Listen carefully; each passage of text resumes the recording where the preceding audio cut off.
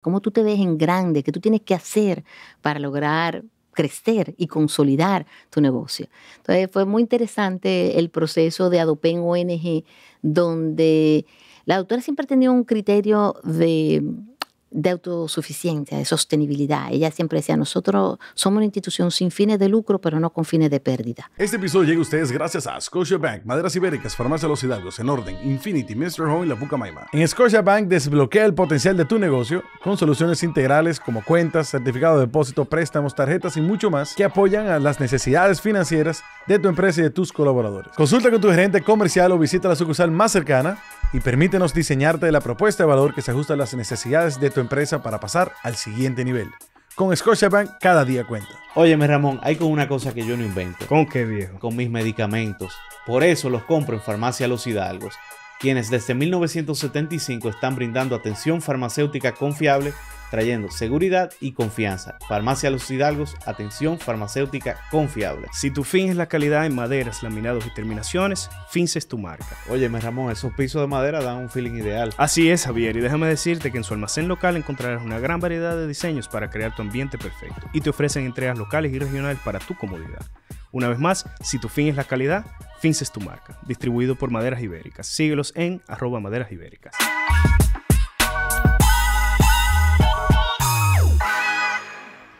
Bienvenidos, señores, nuevamente a su podcast de negocios pesos pesados. Yo estoy contentísimo. Yo estoy como buena vibra hoy. ¿Verdad? Yo siento como una buena onda. Lo grande que soy, estoy explotado, estoy cansadísimo. Pero estoy como feliz. Esto empezó bien y no habíamos empezado todavía. O sea, como que una tertulia, un ambiente bien familiar. Sí, que la gente se va a dar cuenta porque estamos cansados, porque tenemos varios días grabando de corrido. Sí. Gustavo está tan cansado que hasta le está... Si alguien se pregunta... No, que va saliendo episodio. No. Pero para que no se preocupen. Una compañera nueva. Gustavo tiene un compañero ahí. Le estamos dando una medicina para que se duplique porque Gustavo sigue... Bienvenidos. Que esto está saliendo ahora y en los próximos episodios va a salir con puntos. Con puntos, sí, porque le va a hacer una extracción por ahí, pero no se preocupen, está todo bien. Lo importante es lo que se escuche, no lo que se ve. Exacto. No, pero ahorita preguntan, ¿qué le pasó a Gustavo? No le pasó nada, tiene un quistecito y ya, y eso se le va a quitar. Yo estoy contento, señores, porque hoy vamos a hablar de números. Vamos a hablar de números, pero números con picante y con sazón, pero con un sazón chulo. Sí, y diferente. Sí, lo primero es que vamos a hablar de un banco, pero un banco que nace de una ONG. Correcto. ¿Estamos bien? Y se enfoca en un sector del que no hemos hablado lo suficiente. En tres. Sí, del que no hemos hablado suficiente. Que no hemos hablado suficiente. Pero lo que a mí más me sorprendió, porque por ahí tengo las memorias de que esto es rentable. Claro, y vamos a hablar de eso. De esto cómo es rentable. Eso se logra. Entonces, ataca a los sectores vulnerables. Ataca a los emprendedores. No, apoya. Apoya, pero... ¿Qué cosa? ¿Por qué ella le quiere quitar como el feeling a uno? Yo voy a arrancar otro objetivo. Pero arranca. Le quiere quitar como el feeling a uno. Yo emocionado. Ataca porque ataca a ese sector. Hablen, no hablen. Positivamente ataca, Pati. Pero... Bueno. El punto es que... Vuelvo otra vez. Un banco que... Ella se cogió los comentarios muy en serio de la gente. No, pues ella cree que está acabando ahora porque la gente le puso ahí Pati. ¿Por qué Pati no está aquí? La gente cuando no tuvo en los últimos episodios. Pero tienes que mantenerte humilde. Pues yo estoy humilde, agradecida de la acogida de la gente. Bueno, el punto es, un banco que es rentable, un banco que nace de una ONG, ¿verdad? Que ataca a los sectores vulnerables, a las personas vulnerables, económicamente vulnerables, a la mujer y a los emprendedores. Que está cool. Pero lo más interesante de todo eso es que es rentable, señores. Claro.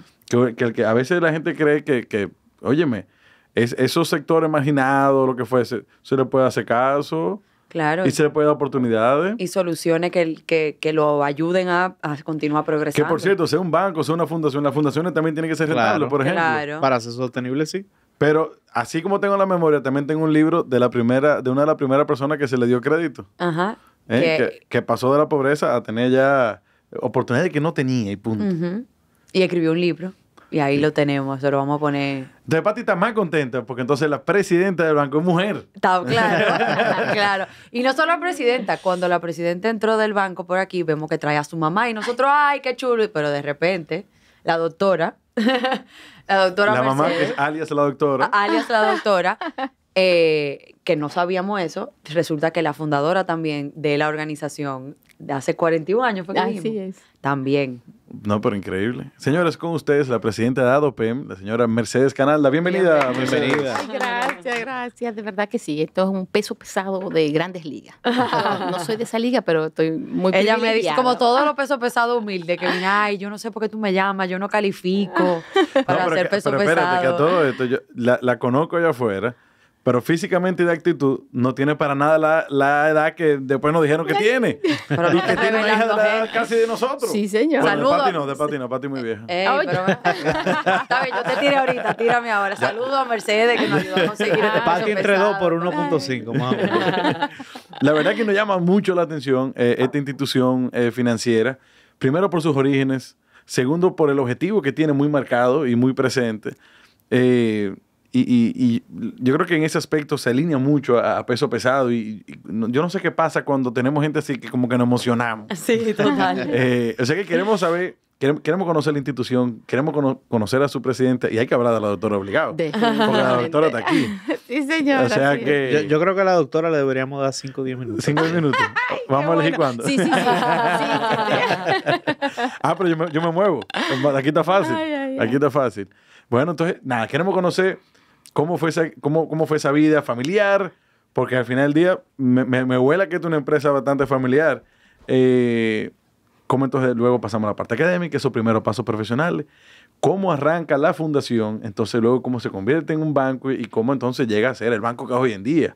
Que viendo los números aquí en la memoria, bueno, estamos bien. ¿Te gustaron los números? Porque como que lo leíste y te sorprendieron. Es que me encanta venir así como no preparado y encontrarme con esta gran sorpresa. Ay, qué bueno, qué bueno.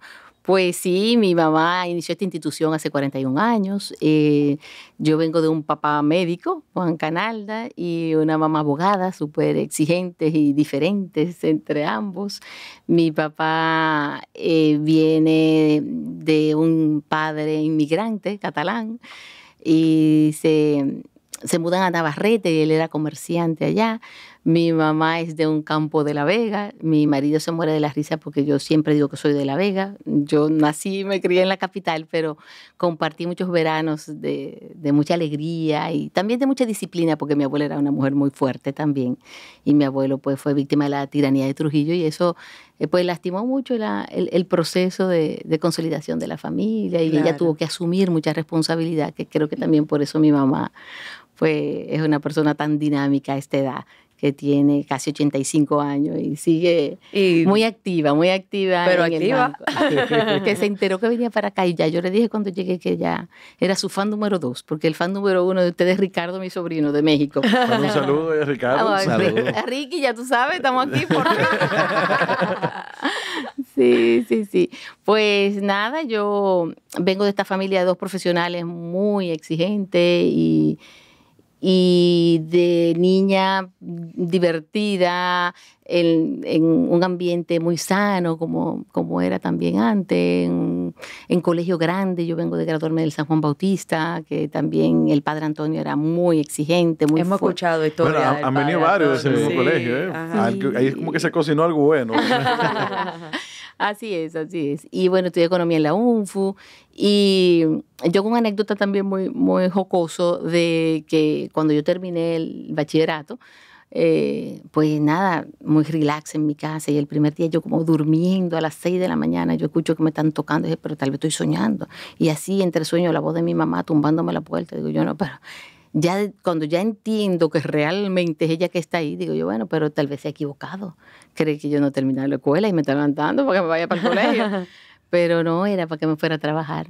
Aquí yo no quiero vago. Esto no es un palacio. Pues yo no sé trabajar, ¿de qué tú me hablas? O la clásica, esto no es un hotel. Esto era un hotel. Exacto. Está buena. Pues nada, me llevó para su oficina el primer día y ella tenía una oficina de abogados. Yo estudiaba economía, o sea, iba a empezar economía justamente y lo que hoy se llama paralegal, me especialicé en esos primeros 2 años o 3 de inicio de mi carrera. Trabajando con ella. Es un mensajero con relaciones en la diferente Un mensajero en saco y corbata. Muchacho, eso. no, antes, en esa época, en el 82, era más que mensajero, era como todólogo de sacar placas, porque las placas ahora se sacan o en un banco como nosotros o virtualmente, electrónicamente. Y no, yo tenía que constituir compañía, pagar impuestos, sacar certificado de título, de propiedad, en fin, bastante intenso. Y ella también muy exigente en ese momento, me ponía a coger mi luchita. O sea, si tira un zapato allá atrás, me va a dar a mí primero. Me va a dar a mí primero. Está buena eso, no es un zombie volador. No. Pero nada, ella luego de... Yo cuando estaba trabajando, que estaba en la universidad, las amigas me llamaron y me dijeron, ¿pero qué es lo que a ti te está pasando, Meki? Que tú no te puedes ni siquiera ir a comer un helado con nosotros. A mí me daba un poco de apuro porque en ese tiempo, ya no, ya es muy común, pero en ese tiempo la gente como que no trabajaba inmediatamente. Y yo le tuve que decir, miren, yo estoy trabajando. ¿Que tú estás trabajando? Pero qué raro, sí. Entonces se me ocurrió decir que yo estaba en IBM. Imagínate. Pero era mentira. Internacional. ¿Y cómo tú conseguiste ese empleo? Yo le decía, yo estoy en IBM aquí y veme allí, porque yo tenía que estar en todas las oficinas públicas del país. Me gustó esa, y veme aquí, y veme allí. Bueno, pues ahí empecé y bueno, yo creo que siempre hay oportunidad de aprender y yo creo que lo que me quedó fue la disciplina del trabajo. Mi mamá me decía, tú tienes que ir a la universidad en transporte público. Nunca olvido que el primer carro público que me subí, el chofer me brindó la mitad de un sándwich que se estaba comiendo. Y yo dije, ¿qué voy a hacer?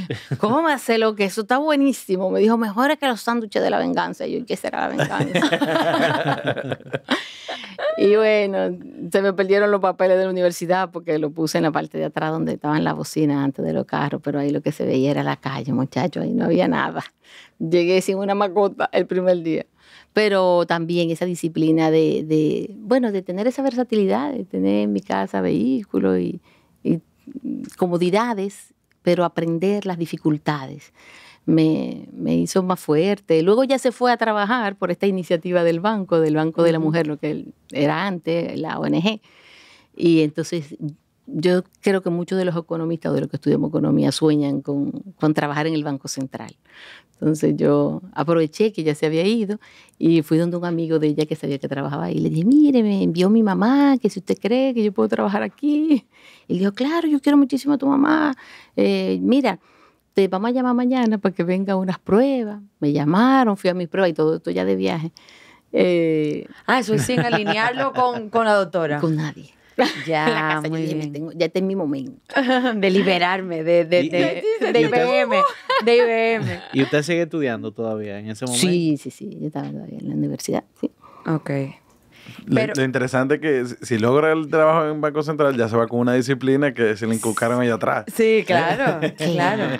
No, y mira, lo que uno aprende nunca se olvida. Cuando yo estaba en el Banco Central tuve que aprovechar los conocimientos que tenía de las gestiones que yo había hecho de paralegal, porque ya después de varios años estuve trabajando en un departamento que creó la AID de los Estados Unidos para un programa nuevo que tenía el Banco Central en ese momento y nadie sabía sacar una placa exonerada y el jefe quedado. Y yo, no se preocupe que yo sé de eso, venga jefe, yo le resuelvo. O sea que lo que el saber no ocupa espacio. Yo creo que esa experiencia, esa disciplina me ayudó mucho y además, por supuesto, en mi carrera de Derecho Comercial, la profesora ya me decía, Canalda, más o menos, ¿cuánto se está pagando de impuesto ahora por tal cosa? Porque yo estaba muy actualizada en esa parte y justamente yo recuerdo que ella me pagaba 125 pesos mensuales. Ella me dijo, no te vamos a poner un salario, tú te organizas con tus gastos, eso sí, no cuenta con nosotros, ni tu papá ni yo.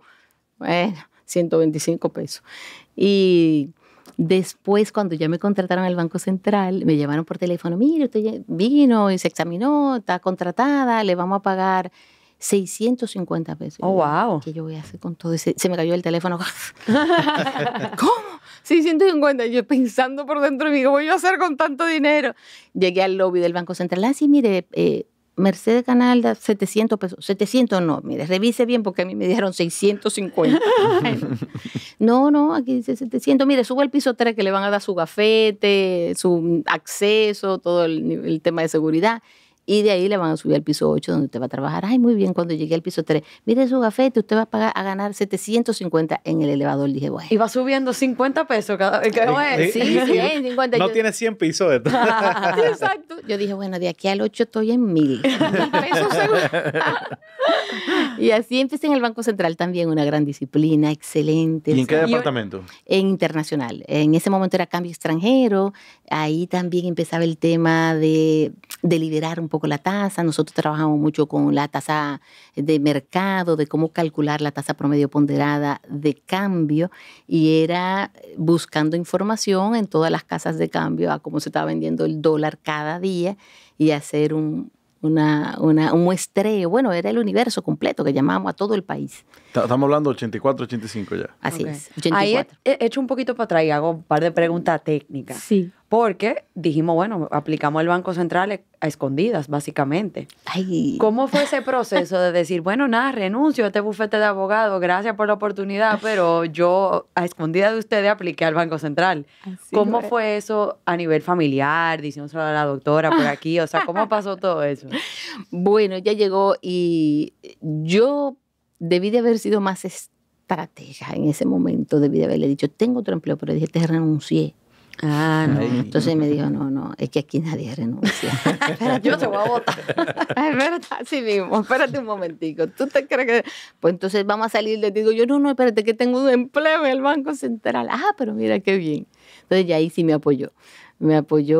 Y bueno, también la disciplina del Banco Central. En ese momento se trabajaba de 7:30 a 2:30 de la tarde el horario del Banco Central. Y bueno, era un poco más flexible para mí mientras estudiaba, porque en la oficina de la doctora eso era de 8 de la mañana a 5 de la tarde, y huyendo por la universidad. Claro. O a 6 de la tarde. Y bueno, en fin, o sea que el Banco Central también tenía algo muy valioso, y creo que lo tiene todavía, que es la capacitación que le da a sus equipos. Entonces yo, además de capacitarme, cuando ya me moví del Banco Central a trabajar con ella nuevamente, sí me llevé como esa práctica de que el talento humano hay que fortalecerlo, hay que capacitarlo, hay que desarrollarlo, hay que darle oportunidades.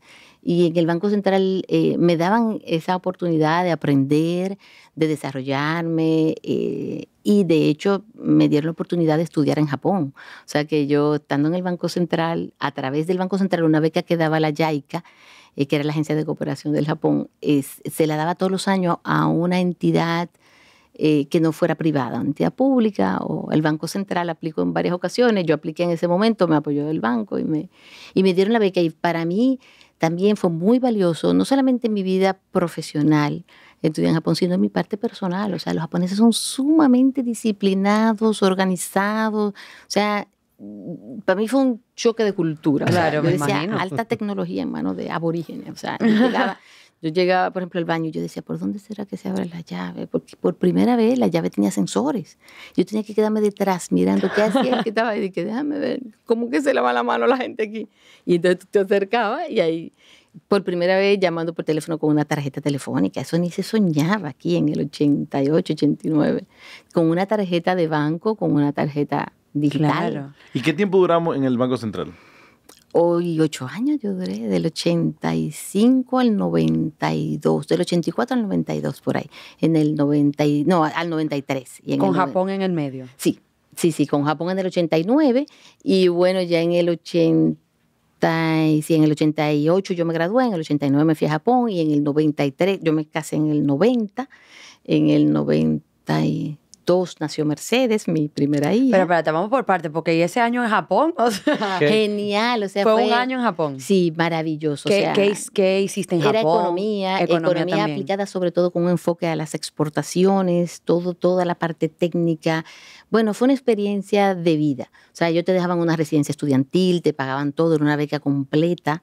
De hecho, el Banco Central te seguía pagando con una licencia con disfrute de sueldo. Que yo creo que ellos lo hacen todavía. Sí, deben de hacerlo porque, como te digo, es uno de los elementos más valiosos del Banco Central, esa oportunidad de desarrollarte, de capacitarte, local e internacionalmente. Con Jacqueline Mora. con Jacqueline Mora que Ay, qué también bien. trabajó en Banco Central y tuvo esa... Que hay como una onda similar aquí. Sí, San Juan Bautista también. San Juan Bautista también. Sí, Yo sí, la sí. quiero mucho. Yo Y Carlos Julio y Carlos trabaja. Julio también tuvo una beca Chile con el Banco Central. O sea sí, que- sí, que- sí. Ellos, de verdad que eso es un gran valor y yo agradezco que lo aproveché mucho y además lo importé a Adopen cuando me fui.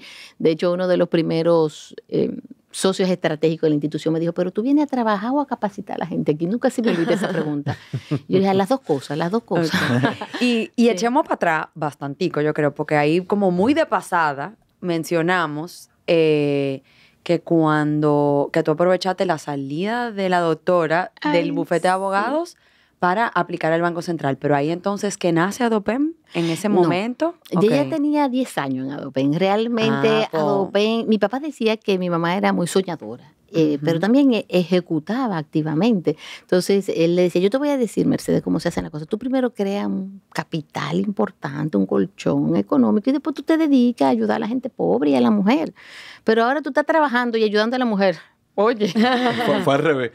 Claro, exactamente. Entonces, sí, en el 1982, el 14 de julio, por iniciativa de ella, que convoca un grupo de amigas, pues nace Adopen.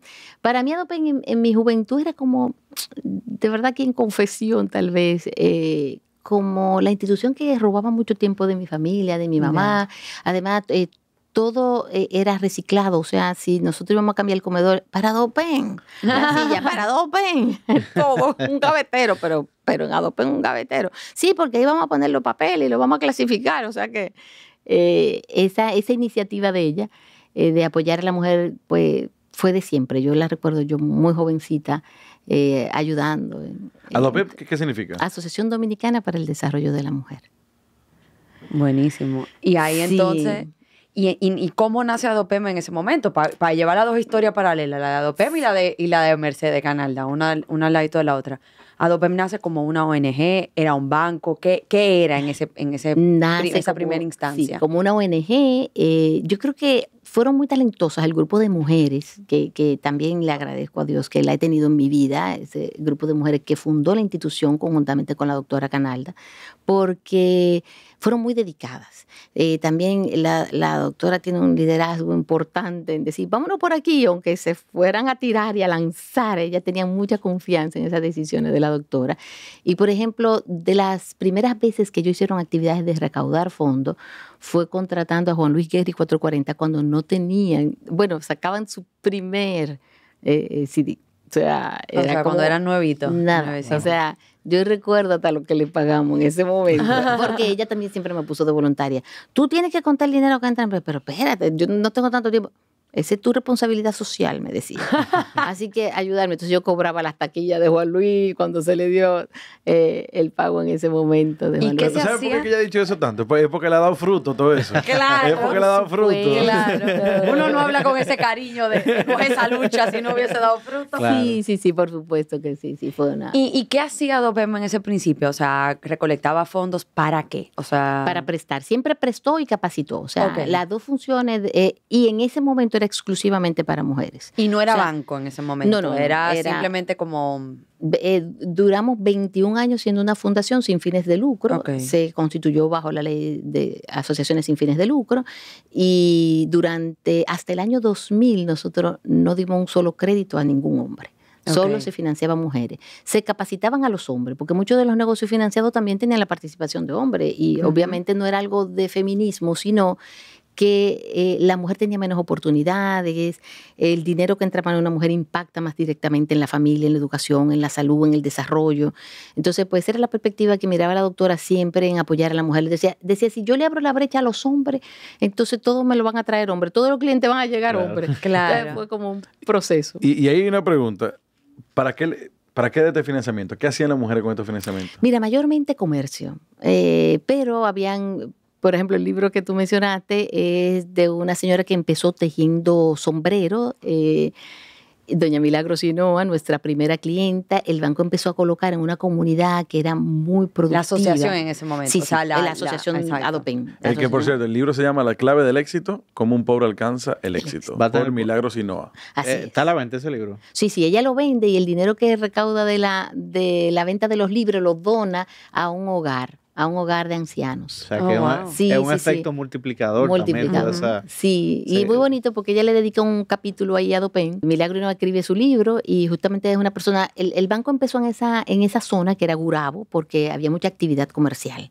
Sobre todo en el caso de Milagro, ella ahí fabricaba jaquecitos de niño, compraba la tela, lo fabricaba y actualmente le vende a grandes plataformas, además de que tiene un negocio de decoración, se ha diversificado. O sea que uno le da pues mucha satisfacción ver emprendedores que uno apoya sin ninguna garantía, con alto nivel de riesgo, con una edad relativamente joven y que aprovechan sensiblemente esa oportunidad de financiamiento y de capacitación y desarrollo para consolidar su futuro, para tener pues una familia con una perspectiva de mayor oportunidad, de mejor educación.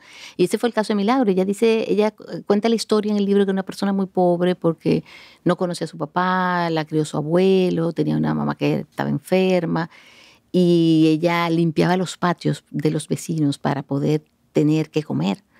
Y se casó muy jovencita y ella se propuso sacar la visa de Estados Unidos y dice que fue, qué sé yo, 10 veces al consulado para que le dieran la visa. Y nosotros hicimos un proyecto interesantísimo de empresarias dominicanas del área textil, llevarla a Estados Unidos, a Europa, a conocer esas grandes marcas.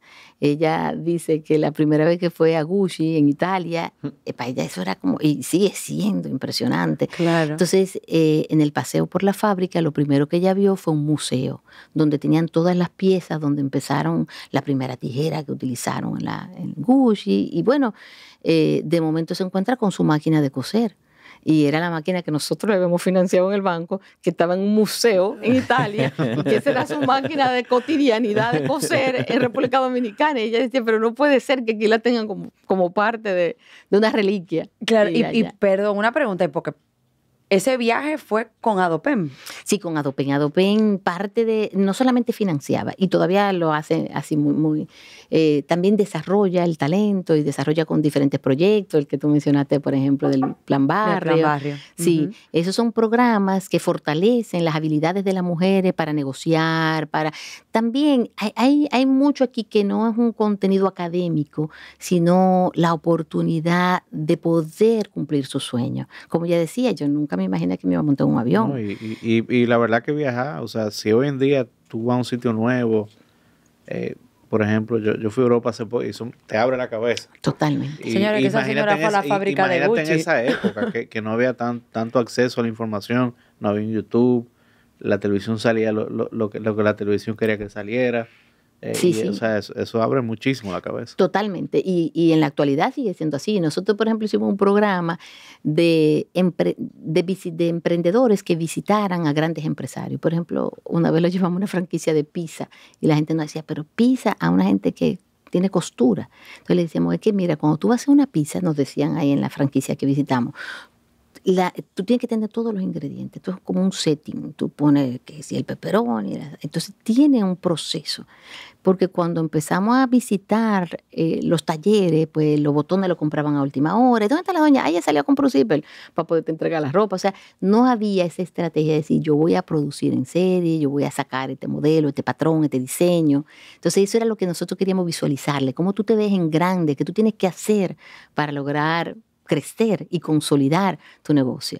Entonces fue muy interesante el proceso de Adopen ONG, donde la doctora siempre ha tenido un criterio de autosuficiencia, de sostenibilidad. Ella siempre decía, nosotros somos una institución sin fines de lucro, pero no con fines de pérdida. O sea, aquí hay que buscársela, claro. Y aquí hay que reciclar todo, y siempre tuvo esa visión de sostenibilidad. O sea, la institución, para que perdure en el tiempo, tiene que ser sostenible. Si no, viene una brisita y tenemos que dejar de prestar. Y me gustó la idea de prestar y no regalar.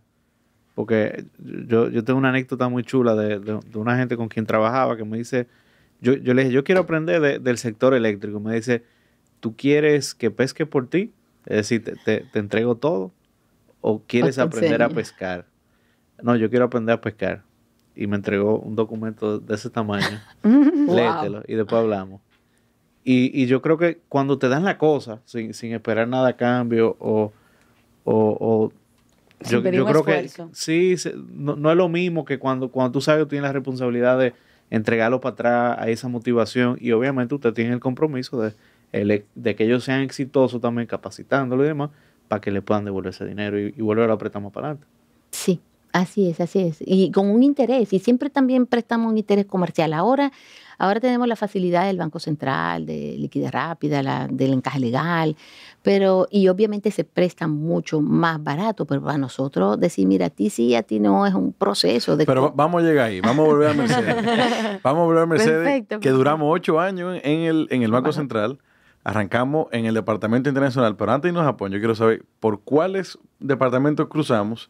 Nos vamos a Japón, entonces luego ahí sí salimos y ya vamos a Adopem. Así es. Vamos arriba. Ay, bueno, qué bien. Pues cuando yo llegué de Japón me movieron de área y ahí yo entré a un área que era conversión de deuda externa en inversión. Y ese programa fue el que auspició y apoyó la AID de los Estados Unidos. Entonces sí teníamos un programa súper interesante, muy innovador y muy amplio. Entonces ahí también tenía otra perspectiva de desarrollo. Aprendí muchísimo en ese departamento. En ese momento también, cuando ya llegué de Japón, me llamó un profesor que estaba dando clase en UNIBE y me dijo, mira, yo me voy a México a hacer un doctorado y quiero que tú asumas mi clase. Y yo, mire, que no, que yo con miedo, que yo no sé dar clase. No, ven, que tú verás, estos son muchachos jóvenes como tú me decías. Y digo, yo, ay, peor, claro. Bueno, pues yo me entrevisté en la Universidad en UNIBE en ese momento y la directora me dijo, bueno, yo creo que tú vas a tener que coger unos lentes prestados porque tú tienes una cara de muchachita. Que no, Todavía la tienes. Ay, sí. Bueno, gracias. Ahorita hablamos de la crema. Pues nada, fui por primera vez a la clase y llegué y había un desorden, todo el mundo, tú sabes, hablando al mismo tiempo y una bulla. Y yo decía, yo soy la profesora, pero no me oían porque todo el mundo hablando al mismo tiempo. Y entonces el que se me paró al lado me dijo, vieja, el profesor está en México, porque parece que ya se había regado, que el profesor se había ido. Chiléalo, como cógelo suave, que él yo creo que no viene en este mes. Digo yo, no, es que yo soy la profesora. Y yo tenía un maletín en la mano, tuve que tirarlo al suelo para que cuando sonara, entonces me prestaran atención. Y miren, yo soy la profesora que está sustituyendo al profesor que se fue para México. Si ustedes no quieren coger la clase, salgan ahora mismo, pero el que está aquí, vamos a coger economía. Y bueno, ahí me quedé ya varios años siendo profesora de varias universidades y fue una experiencia también muy bonita. Ya cuando yo estaba en Adopem, pude también ser facilitadora en varios eventos internacionales. Y yo recuerdo la primera vez que me tocó en un evento en Colombia, habían varios facilitadores de varios países y yo decía, pero ¿qué me están dejando la parte más difícil? Y la doctora decía, no, mira, esa es la mejor parte. Digo yo, no, los otros van de fly, o sea, van a pasear para Colombia y de paso van a dar una charlita. Y a mí me han puesto una proyección de cartera que yo tengo que estar explicando del proceso de la A a la Z. Y efectivamente, ella siempre entendió que tú puedes dar más. Y es una práctica que pues apoyamos y desarrollamos en la juventud, y en la juventud sobre todo que trabaja con nosotros y en la que le servimos con los productos y servicios tanto financieros como no financieros. Claro. Sí. Y hay otra, como para entender también ese proceso. A mí me gusta resaltar mucho el balance de la vida profesional y la vida personal. Y ahí mencionaste que Japón en el 89 y te casaste en el 90. Ay, yo me fui yo duré 8 años de novia con Tutín. Ok. Y yo recién salí de la escuela, lo conocí en un resort en Puerto Plata y a los 2 o 3 meses nos metimos en amor y duramos 7 o 8 años de amor y nos casamos en el 90, exacto. Y cuando yo regresé de Japón, me entusiasmó tanto conocer y aprender que yo llegué y dije en mi casa, miren, yo estoy pensando dejar el Banco Central y irme ahora a estudiar para Londres. Me han dicho que la Escuela de Economía de Londres es buenísima. Entonces empezaba, mi mamá me apoyó, no, vámonos. Y de hecho, no fuimos, pero ya tú te había dicho, si tú te vuelves ahí no nos vamos a casar, así que vamos a casarnos en diciembre. Y dice mi mamá, mira, diciembre, eso fue como en agosto, no se puede. piensa en una fecha para el año siguiente. Entonces ahí nos casamos en febrero, para el día de San Valentín y eso. Y sí, es intenso, cuando tú tienes las responsabilidades de trabajar, estudiar y tener una familia. Es un sacrificio. Mis hijos, por ejemplo, se llevan 10 años entre uno y otro. Wow. Y la gente me pregunta, ¿pero es del mismo papá? Sí, es del mismo papá. ¿Pero ustedes tenían problemas? No teníamos ningún problema, lo decidimos así. O sea, el proceso de esperar. Yo recién Mercedes nació, entré en Adopen ONG. Y yo, pues ella me pidió que la fuera a ayudar. Ya yo tenía un tiempo en el Banco Central y había pasado... La doctora. La doctora me pidió que la fuera a ayudar y había una oportunidad. Por primera vez, el Banco Interamericano de Desarrollo, el BID, abre una oportunidad a la República Dominicana de apoyar pequeños proyectos que desarrollen el financiamiento a MIPYMES, a micro, pequeña y mediana empresa. Entonces ella, que vio esa oportunidad, me dijo, mira, tú tienes que ayudarme, prepárate la propuesta. Yo dije, yo casi no tengo tiempo, pero yo te voy a ayudar en lo que pueda. Entonces la apoyé en la propuesta, pero yo en mi Banco Central, distancia, ¿verdad? Y bueno, cuando la propuesta la aprobaron 9 pequeños proyectos en la República Dominicana. Y nosotros fuimos uno de ellos. Y las condiciones eran excelentes, excepcionales. O sea, nos dieron una donación de $115 o $125,000 solamente para fortalecer la institución y $500,000 en préstamos a un 1% a 30 años. O sea, que entonces, le dieron capital. Wow. Para capitalizar la fundación. Todo lo que se necesita. Y entonces le dieron recursos baratos para usted poder crecer también. Ese capital no se podía registrar como capital, era una asistencia técnica no reembolsable, pero ahí también fue importante. Coge ahí si querías tenisita. No. Ay, qué pena. No, era una donación. Eso está bien. No, pero entra como ingreso y al final va al patrimonio. No, entra como ingreso y sale como gasto porque tú tienes que ejecutarlo. Tienes que ejecutarlo. Para gastarlo. Para gastarlo. Okay. Y la sabiduría y tal de la doctora fue seleccionar un grupo de consultores de muy buen nivel para apoyar la institución. Entonces eso le dio mucha formalidad, manuales, políticas, procedimientos, un proceso de evaluación de crédito muy formal para un segmento totalmente informal. Entonces eso nos dio como esa primera base importante en la institución, pero yo estaba en mi Banco Central, yo dije, entonces ella me dijo, mira, nos aprobaron el proyecto, ve y apóyame para entonces seleccionar como la gente que va a trabajar aquí. Bueno, y efectivamente, yo dije, sí, cogí mi vacación en el Banco Central, me fui a Adopen y ahí pues todavía gran parte de la selección que hicimos de ese equipo sigue con nosotros allá en Adopen 30 años después. Wow. Y bueno, ya después que está todo organizado, una persona directora de contabilidad, una de negocio, una de finanzas, dije, bueno, ahora me voy para el Banco Central. Y a la semana fue el equipo allá al Banco Central. Oye, nosotros no entendemos a la doctora. No le entendemos. Si tú no vuelves, nosotros no vamos a tener que ir todito. O sea, el equipo de Adopen fue a pedir cacao, básicamente. Y eso fue una estrategia de la doctora de mandar a esa gente. No puede decir que no. Ahí está la doctora muerte de risa de atrás, como que confesando que sí. Bueno, yo creo que ella es una persona que no tolera inseguridades y nos crió así a nosotros. O sea, yo siempre hago la anécdota de que el primer trabajo que le entregué en Adopen, ella lo vio y lo rompió. Y casi se me salen 2 lágrimas, porque en Adopen no había de qué computadora, como en el Banco Central. No te Ay, fue escrito a mano. Ay, Dios mío. Y dice ella, la segunda versión te queda mejor. Efectivamente, la segunda versión Pero te dañó la primera para tú copiarte un chip, por lo menos. Oye, entonces siempre fue muy exigente y ese proceso... Tú tienes que generar empatía, que muchas veces ella no la tenía con los demás, para tú poder tener el nivel de exigencia que ella tenía.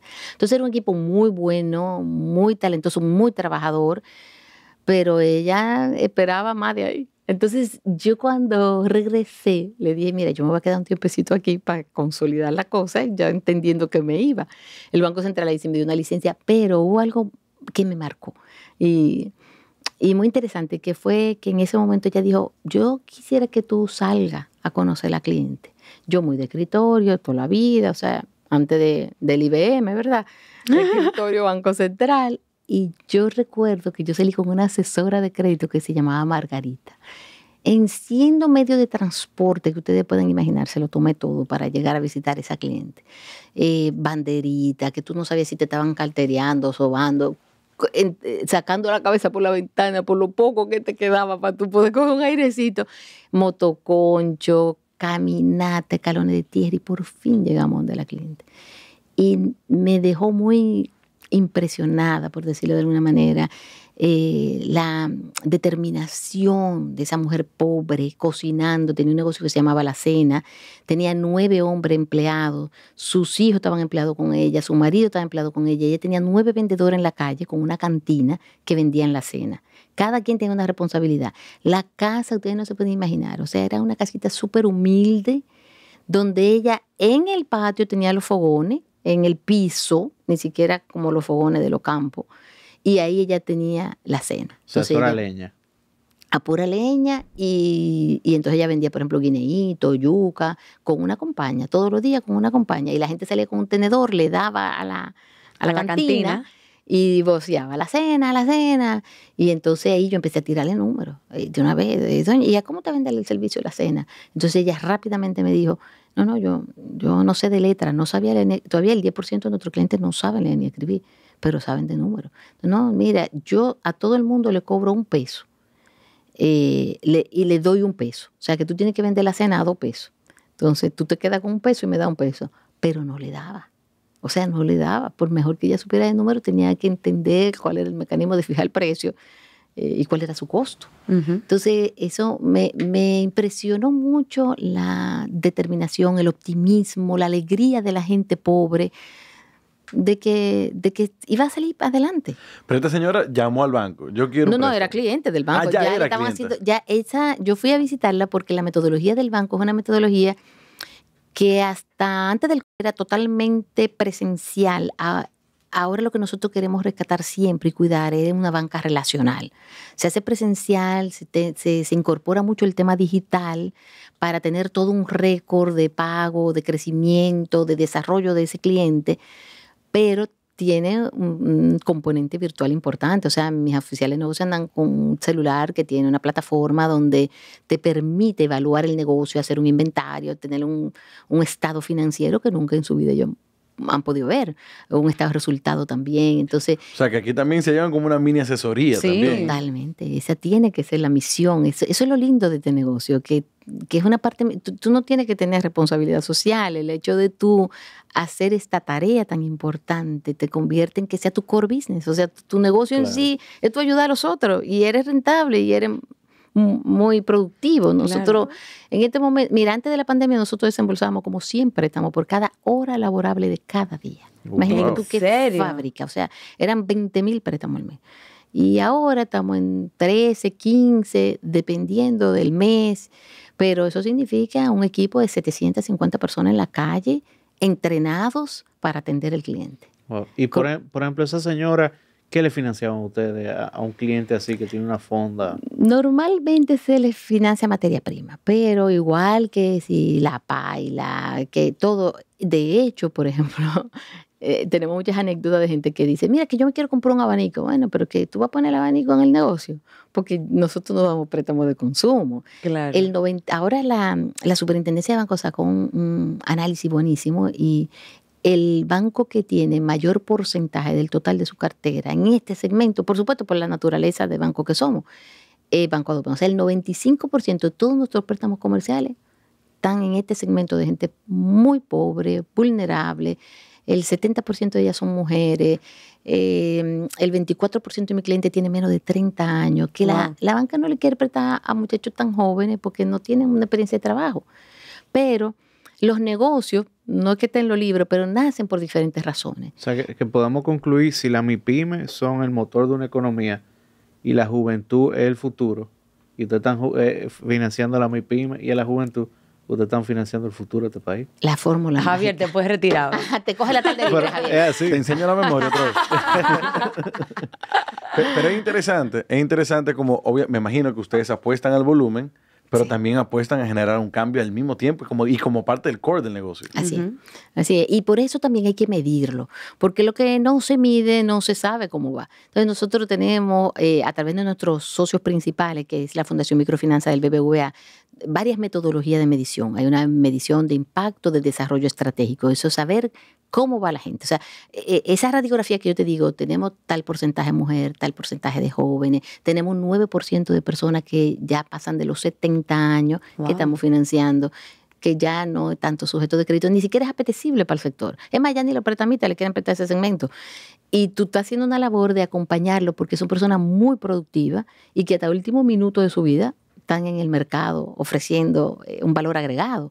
Igualmente, por ejemplo, quienes tienen vivienda propia, quienes estudiaron. Apenas el 55% de los clientes que nosotros tenemos actualmente, más de 400,000 personas, llegan a un 5º grado de primaria. Wow. Imagínate tú, el 10% totalmente analfabeto. No te firma sino con huella digital. Entonces tú tienes que ser muy claro y muy preciso para tú darle cumplimiento a toda la normativa de lavado de activos, de conozca a su cliente, hasta de protección al usuario de servicios financieros. De tú decirle, mire, esta es su tasa. Y esto es lo que usted va a pagar mensual. Entonces le damos una tarjetica, se lo recordamos, le explicamos el recibo y todo eso también se va validando. Como le decía anteriormente, si no lo medimos, si no confirmamos a través de calificadoras especializadas en microfinanza, como por ejemplo el caso de Microrate o de Fitch, que nos certifican que nosotros estamos en el segmento haciendo el protocolo adecuado que merece esa comunidad de emprendedores para poder desarrollarse y para poder crecer. Y a mí me surge una inquietud, considerando el target que atacamos. Encontrar la palabra que servimos. Que servimos. Que sí, servimos, correcto. exacto. Servimos. Suena más lindo. Sí. Yo estaba más agresivo al inicio, estoy más calmado. Sí, ya. No, pero tomando en cuenta la clientela que tenemos, definitivamente cualquier otra institución financiera o cualquier persona que sepa un poquito de esto dice, bueno, esto es alto riesgo. Me imagino, no, usted me lo dirá, pero me imagino que al inicio era muy de tú a tú. Era muy de déjame yo ir a visitar a esa persona, ver de dónde sale. Porque uno también, hay muchas veces que uno sabe quién te va a pagar y quién no. Y eso y yo estoy seguro que la doctora allá atrás tenía ese olfato desarrollado. El carácter de la Ahora, persona. ¿cómo era al inicio esa parte de riesgo y cómo me imagino que ha ido evolucionando a la medida que ha ido creciendo Adopem? Porque ya si teníamos 100 clientes en el 80 y tanto, ya yo sé que no son cientos. Entonces, en aquel momento podíamos visitarlo todos en un año. Y ver, ¿en qué está doña fulana? Déjame ver. Sí. Estará trabajando, vamos a pasarle visita para que pague. ¿Cómo es ahora que ya el banco es mucho más grande? En Pesos Pesados todos los días conocemos historias de personas que cambian el mundo calladita. Y en este mundo tan ruidoso donde pudiéramos pensar que el ruido es poder, en Infinity sabemos que el poder viene de la serenidad. Conoce los vehículos de Infinity en infinity.com.do o @InfinityRD. Infinity. Experience your inner power. Es interesante, mira, este segmento, especialmente este segmento, te paga por 2 razones, voluntad y capacidad. Entonces, cuando tú entras a un oficial de negocio, tú tienes que saber que cuando llegue ahí tienes que tener ese olfato ya desarrollado, que esa persona, si tiene el dinero, te paga. Hay asesores de negocio, oficiales de negocio, que llegan al negocio de la clienta y dice, mire, licenciada, estaban pintando, pero no me pagaron.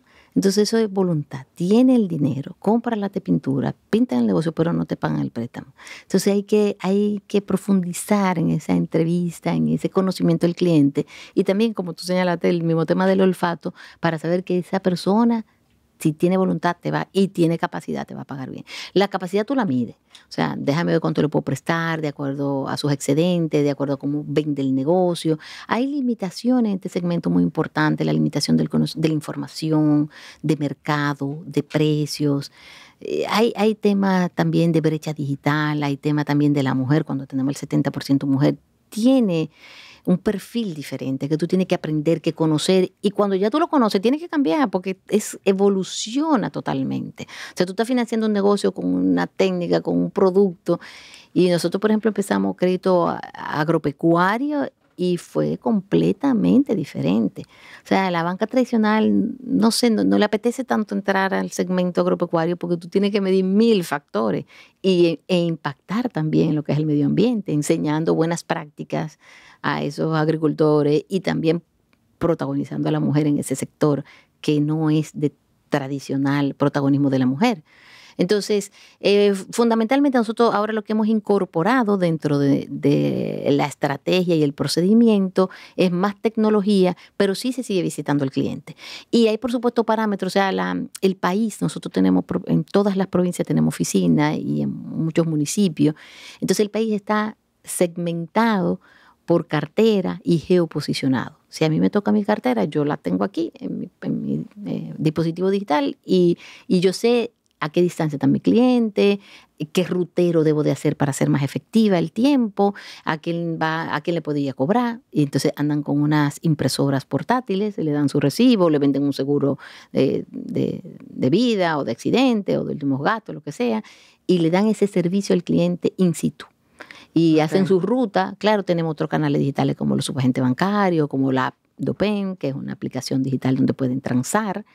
Y las sucursales, tenemos 70 oficinas y somos un equipo casi de 1.400 personas. Wow. Y usted dijo que eran 700 en el campo, básicamente Sí. atendiendo al Y cliente. 700 y pico en la calle. En la calle. Comerciales. Pero que son sucursales andantes. Que son Sí, sucursales. claro, que son sucursales andantes. Bueno, buen punto, exacto. Sí, y tienen esta responsabilidad. Uno tiene que también, lo interesante de todo esto es que hacen carrera. O sea, una persona que empieza con ADOPEN, de estos oficiales de negocio, probablemente nunca había tenido un trabajo formal. Tal vez había trabajado en una cafetería, mucho yo en una gasolinería, o sea, pero no había tenido anteriormente un trabajo formal. Entonces, entra a ADOPEN, lo entrenamos y ahora las 70 sucursales, los líderes, los responsables de su oficina son personas que han crecido con la institución. O sea, nosotros no llegamos a una comunidad y decimos, ¿quién es que sabe de banca o de microfinanza aquí?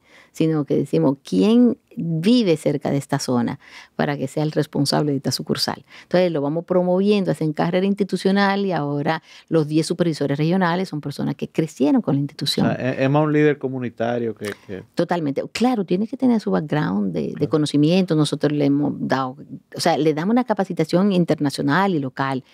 Y otro componente muy interesante que no he mencionado es que yo siento que también una de las estrategias muy relevantes que tomó la doctora en su momento con sus amigas en esta misión de crear ADOPEM fue una alianza internacional de ser parte de una red, que era el Banco Mundial de la Mujer.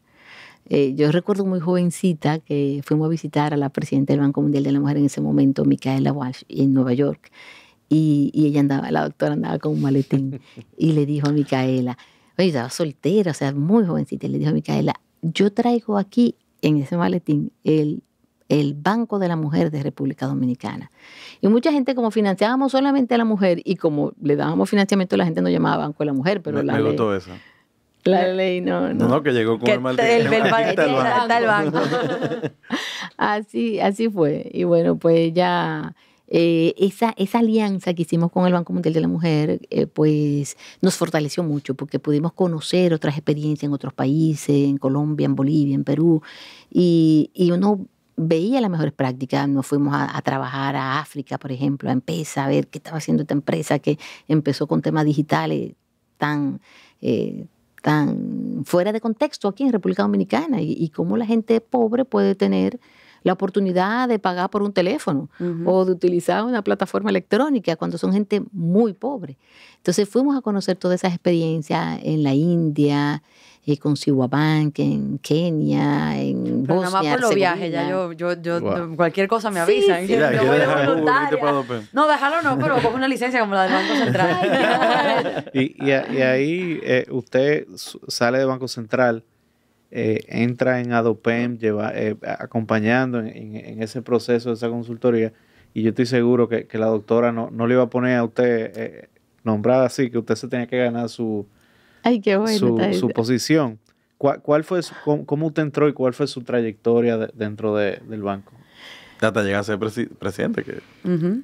Bueno, yo recuerdo cuando yo llegué que una persona del equipo que ya tenía varios años ahí, no la recluté yo cuando llegué, me dijo, mira, la doctora tiene estas cajas para el personal nuevo que llega, que se siente aquí porque aquí no hay silla suficiente para todo lo que somos. Entonces ella reciclaba el papel. Entonces, de las oficinas de ella y de donde ella trabajaba, todo el papel que no usaban, se lo regalaban, entonces ella lo llevaba en caja. Entonces, la caja la empujaban y tú te sentabas encima de la caja hasta que la fueron utilizando. De un lado todo rayado y del otro lado con cosas que ya lo tachaban. Entonces, la evaluación de crédito de los clientes a mano, la cantidad de clientes que teníamos, la cartera. O sea, que en esa parte fue súper interesante porque fue salir como de todo el confort del Banco Central. Sí, de esta vista panorámica al Mar Caribe, una silla ergonómica.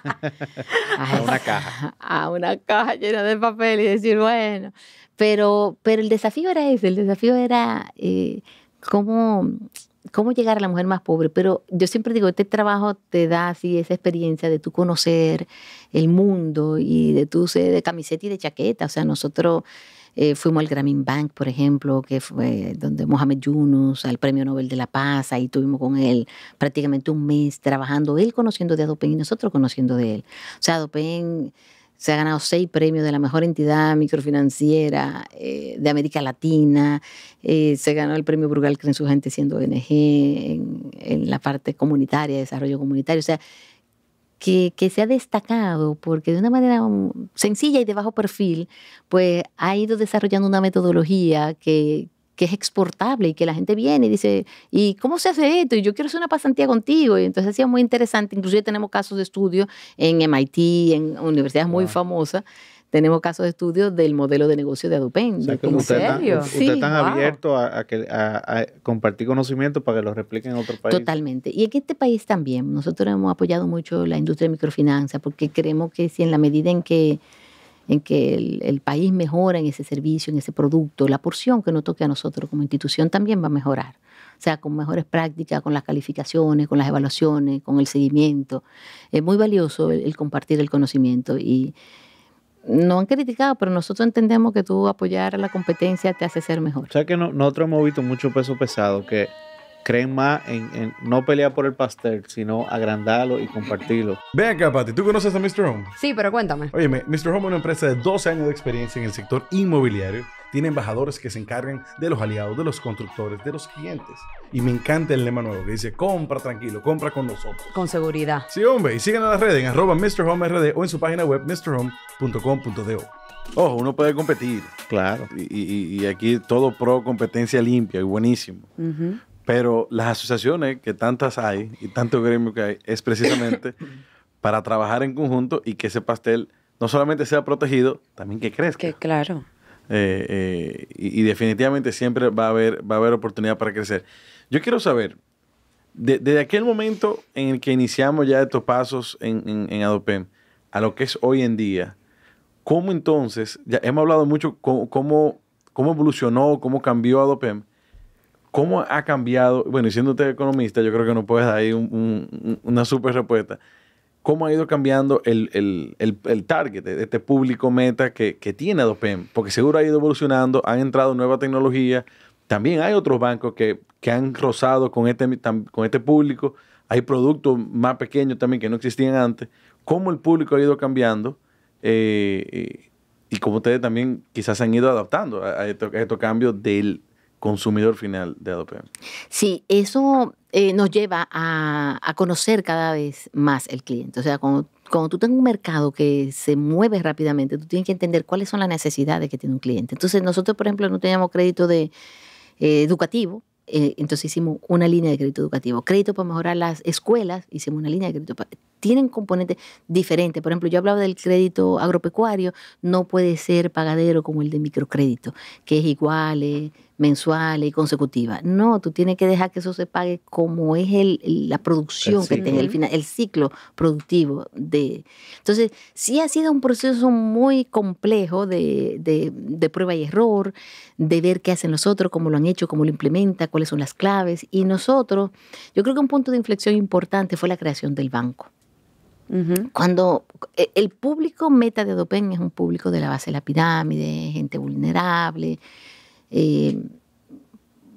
probablemente muy pobre y con pocas oportunidades, sin una garantía real. Yo no tengo préstamo financiado con una hipoteca, o sea, yo no puedo ejecutar una vivienda, ni mucho menos. Yo te presto en base a tu negocio, en base a tu capacidad de pago, en base a esa misma voluntad que yo mencioné anteriormente.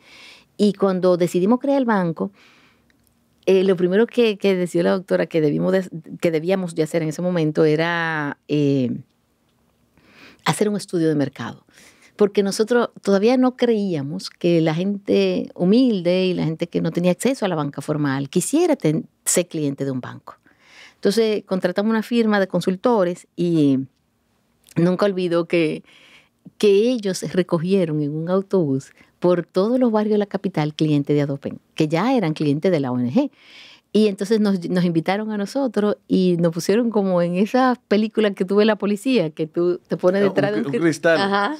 Sí, y entonces tú escuchas todo, pero la cliente no nos veía. Y entonces la firma le estaba preguntando que si ellos sabían lo que era un banco. Entonces, cuando pedían ejemplos, como que se quedaban, sí, yo sé lo que es un banco, pero entonces se quedaban como en el aire, no sabían. No eran clientes de banco, le cogían mucho y todavía se da mucho a prestamistas. Entonces, también tuvimos que estudiar la naturaleza del prestamista. Claro. ¿Por qué todo el mundo le coge el prestamista? Por la rapidez, por la agilidad. Tú no te calientas tu chelito, ven, ¿cuánto que tú necesitas? Entonces, hay que saber qué versatilidad o qué bondad tiene esa figura para tú poderla aprovechar, aprenderla y ver cómo la puedes ofrecer a tu cliente. Entonces, ese proceso de crear el banco, la doctora no estaba convencida. Ella dijo, vamos a analizar realmente si este perfil de cliente, para no cambiar nuestro objetivo, nuestra misión. Porque si yo tengo que salir de atender más mujeres, mejor nos quedamos como ONG. O sea, que si seguimos la misión y podemos ser banco, lo hacemos. Y resultó que que era un privilegio para esa cliente pobre poder entrar a un banco regulado, poder saber que si se tienen que quejar, se puede quejar con nosotros y a la superintendencia y a la Junta Monetaria. O sea, tú tienes que cumplir con una regulación de supervisión muy exigente. Entonces, pues estábamos un poco inseguros y finalmente el análisis y los estudios dieron que sí, que el perfil del cliente pues quería tener un banco donde ir. Imagínense ustedes, año 2000, 2001, y lo primero que ella dijo, vamos a buscar dinero de algún fondo internacional. Vamos a ver cuánto nos cuesta crear el banco. Y fuimos al Banco Interamericano de Desarrollo a buscar recursos para eso. Y le dijeron aquí en República Dominicana, no, doctora, mire, así mismo como la apoyamos otras iniciativas, en esta no hay recursos para crear un banco de una fundación, ¿no? Y ella vehemente, insistente, dijo, vámonos para Washington, que seguro que me atienden allá. Me está cayendo mejor, cada vez que usted habla, me cae mejor la doctora. Arrancamos para Washington, doctora, ¿qué tal? Mire, yo voy a hacer un banco para la gente pobre, para la mujer en República Dominicana, y yo necesito un financiamiento. Y ellos dijeron, bueno, ¿y cuánto usted necesita, doctora? Yo me recuerdo como ahora. Bueno, nosotros calculamos $300,000. Y le dijeron el presidente del BID en ese momento, mire, es que es un monto muy pequeño. Esa facilidad no se la podemos dar. Entonces ella le dijo, no se preocupe, yo busco otra institución que también se quiera transformar a banco. Fíjense ustedes, o sea, invitar a la competencia que también tuviera la oportunidad de tener esa asistencia técnica. Nos donaron los $600,000 y nosotros ocupamos 300, y Banfondesa. Mira tú, Iván Fonde, nacieron juntos. Bueno, no nacimos juntos porque la historia se convierte muy interesante, porque eso fue en el año 2000, en lo que llegó la donación, firmamos el convenio, vino el tsunami financiero dominicano, 2002, 2004, segundo, tercer, cuarto banco cerrado, toda la compañía de seguros cerrada. Entonces la doctora dijo, vamos ante el gobernador del Banco Central a presentarle nuestro proyecto de creación del banco Adopen. Primero le dijimos Banco de la Mujer. Entonces dijo él, pero parece, como aquel anuncio, ustedes estaban muy jóvenes, pero había un anuncio antes que decía, tú no te leíste como el periódico de la tarde, se suspendió el fuego. Ajá. Bueno, seguro se acuerdan. Pero como que me Tú no te suena. leíste la última hora. Ajá, algo así. Hora. ¿Tú no te leíste la última Sí. hora? Eso no dijo el gobernador. Aquí estamos cerrando banco. Se me cayó la cédula ahí, pero sí. Y bueno, él dijo, no le podemos dar permiso a abrir un banco porque la situación financiera nacional tan frágil, sensible, nosotros no le podemos dar una franquicia de banco. Le voy a decir verdad que me generó mucha ansiedad el proceso de crear el banco. Entonces yo entré en ese estrés y ella, no, podemos, todo es posible con la perdón, doctora. Mercedes, o sea, tú, en ese momento, ¿qué posición tenía dentro del banco? No, yo dirigía la institución. Ella dirige la institución. Ella era la estratega, pues vamos para pero yo atrás, era la operativa. No, cuando yo entré a Adopen, yo entré de directora ejecutiva de la fundación. Ok, de la fundación. De la fundación. No, pero vean que ya sí habíamos me ido dijo- a Japón, ya tenemos por eso que 10 estoy años guayando la preguntando. yuca en el Sí. banco. Ella sí me dijo, te va a tener que ganar tu chelito. O sea, ese salario no puede salir. Nosotros no tenemos con qué pagarte. Ok. Entonces, yo ya, al poco tiempo yo estaba ahí, yo me di cuenta que era un negocio muy rentable. Porque si la gente te paga bien y tú lo que tienes que colocar, y tú tienes un equipo que se tira para la calle a hacer el trabajo, o sea, lo que hay es que formar a la gente y yo, el primer salario, definitivamente yo dije, miren, esto tiene una rentabilidad, ya yo me puedo ganar el salario del Banco Central, vamos a empezar con ese. Claro.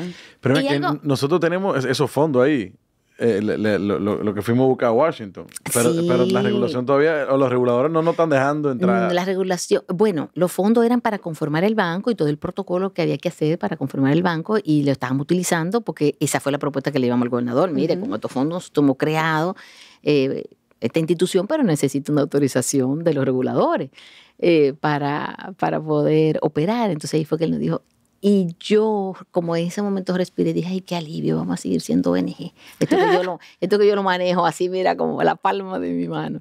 Pero no bien tomamos el elevador, dice ella, ya yo tengo la solución. Digo yo, ay, otra vez. La solución va a ser que vamos a adquirir uno de esos bancos descapitalizados. Vamos a ver cuál banco. Ah, pero porque he retado también. esto, Vamos a ok. ver cuál banco nos venden. Y ya tenemos la licencia, nada más que cambiarle el nombre. Así que vamos a salir para la calle, muchachos. Y vimos bancos que eso no tuvo nombre. Ahí se nos fue un año. Visita bancos.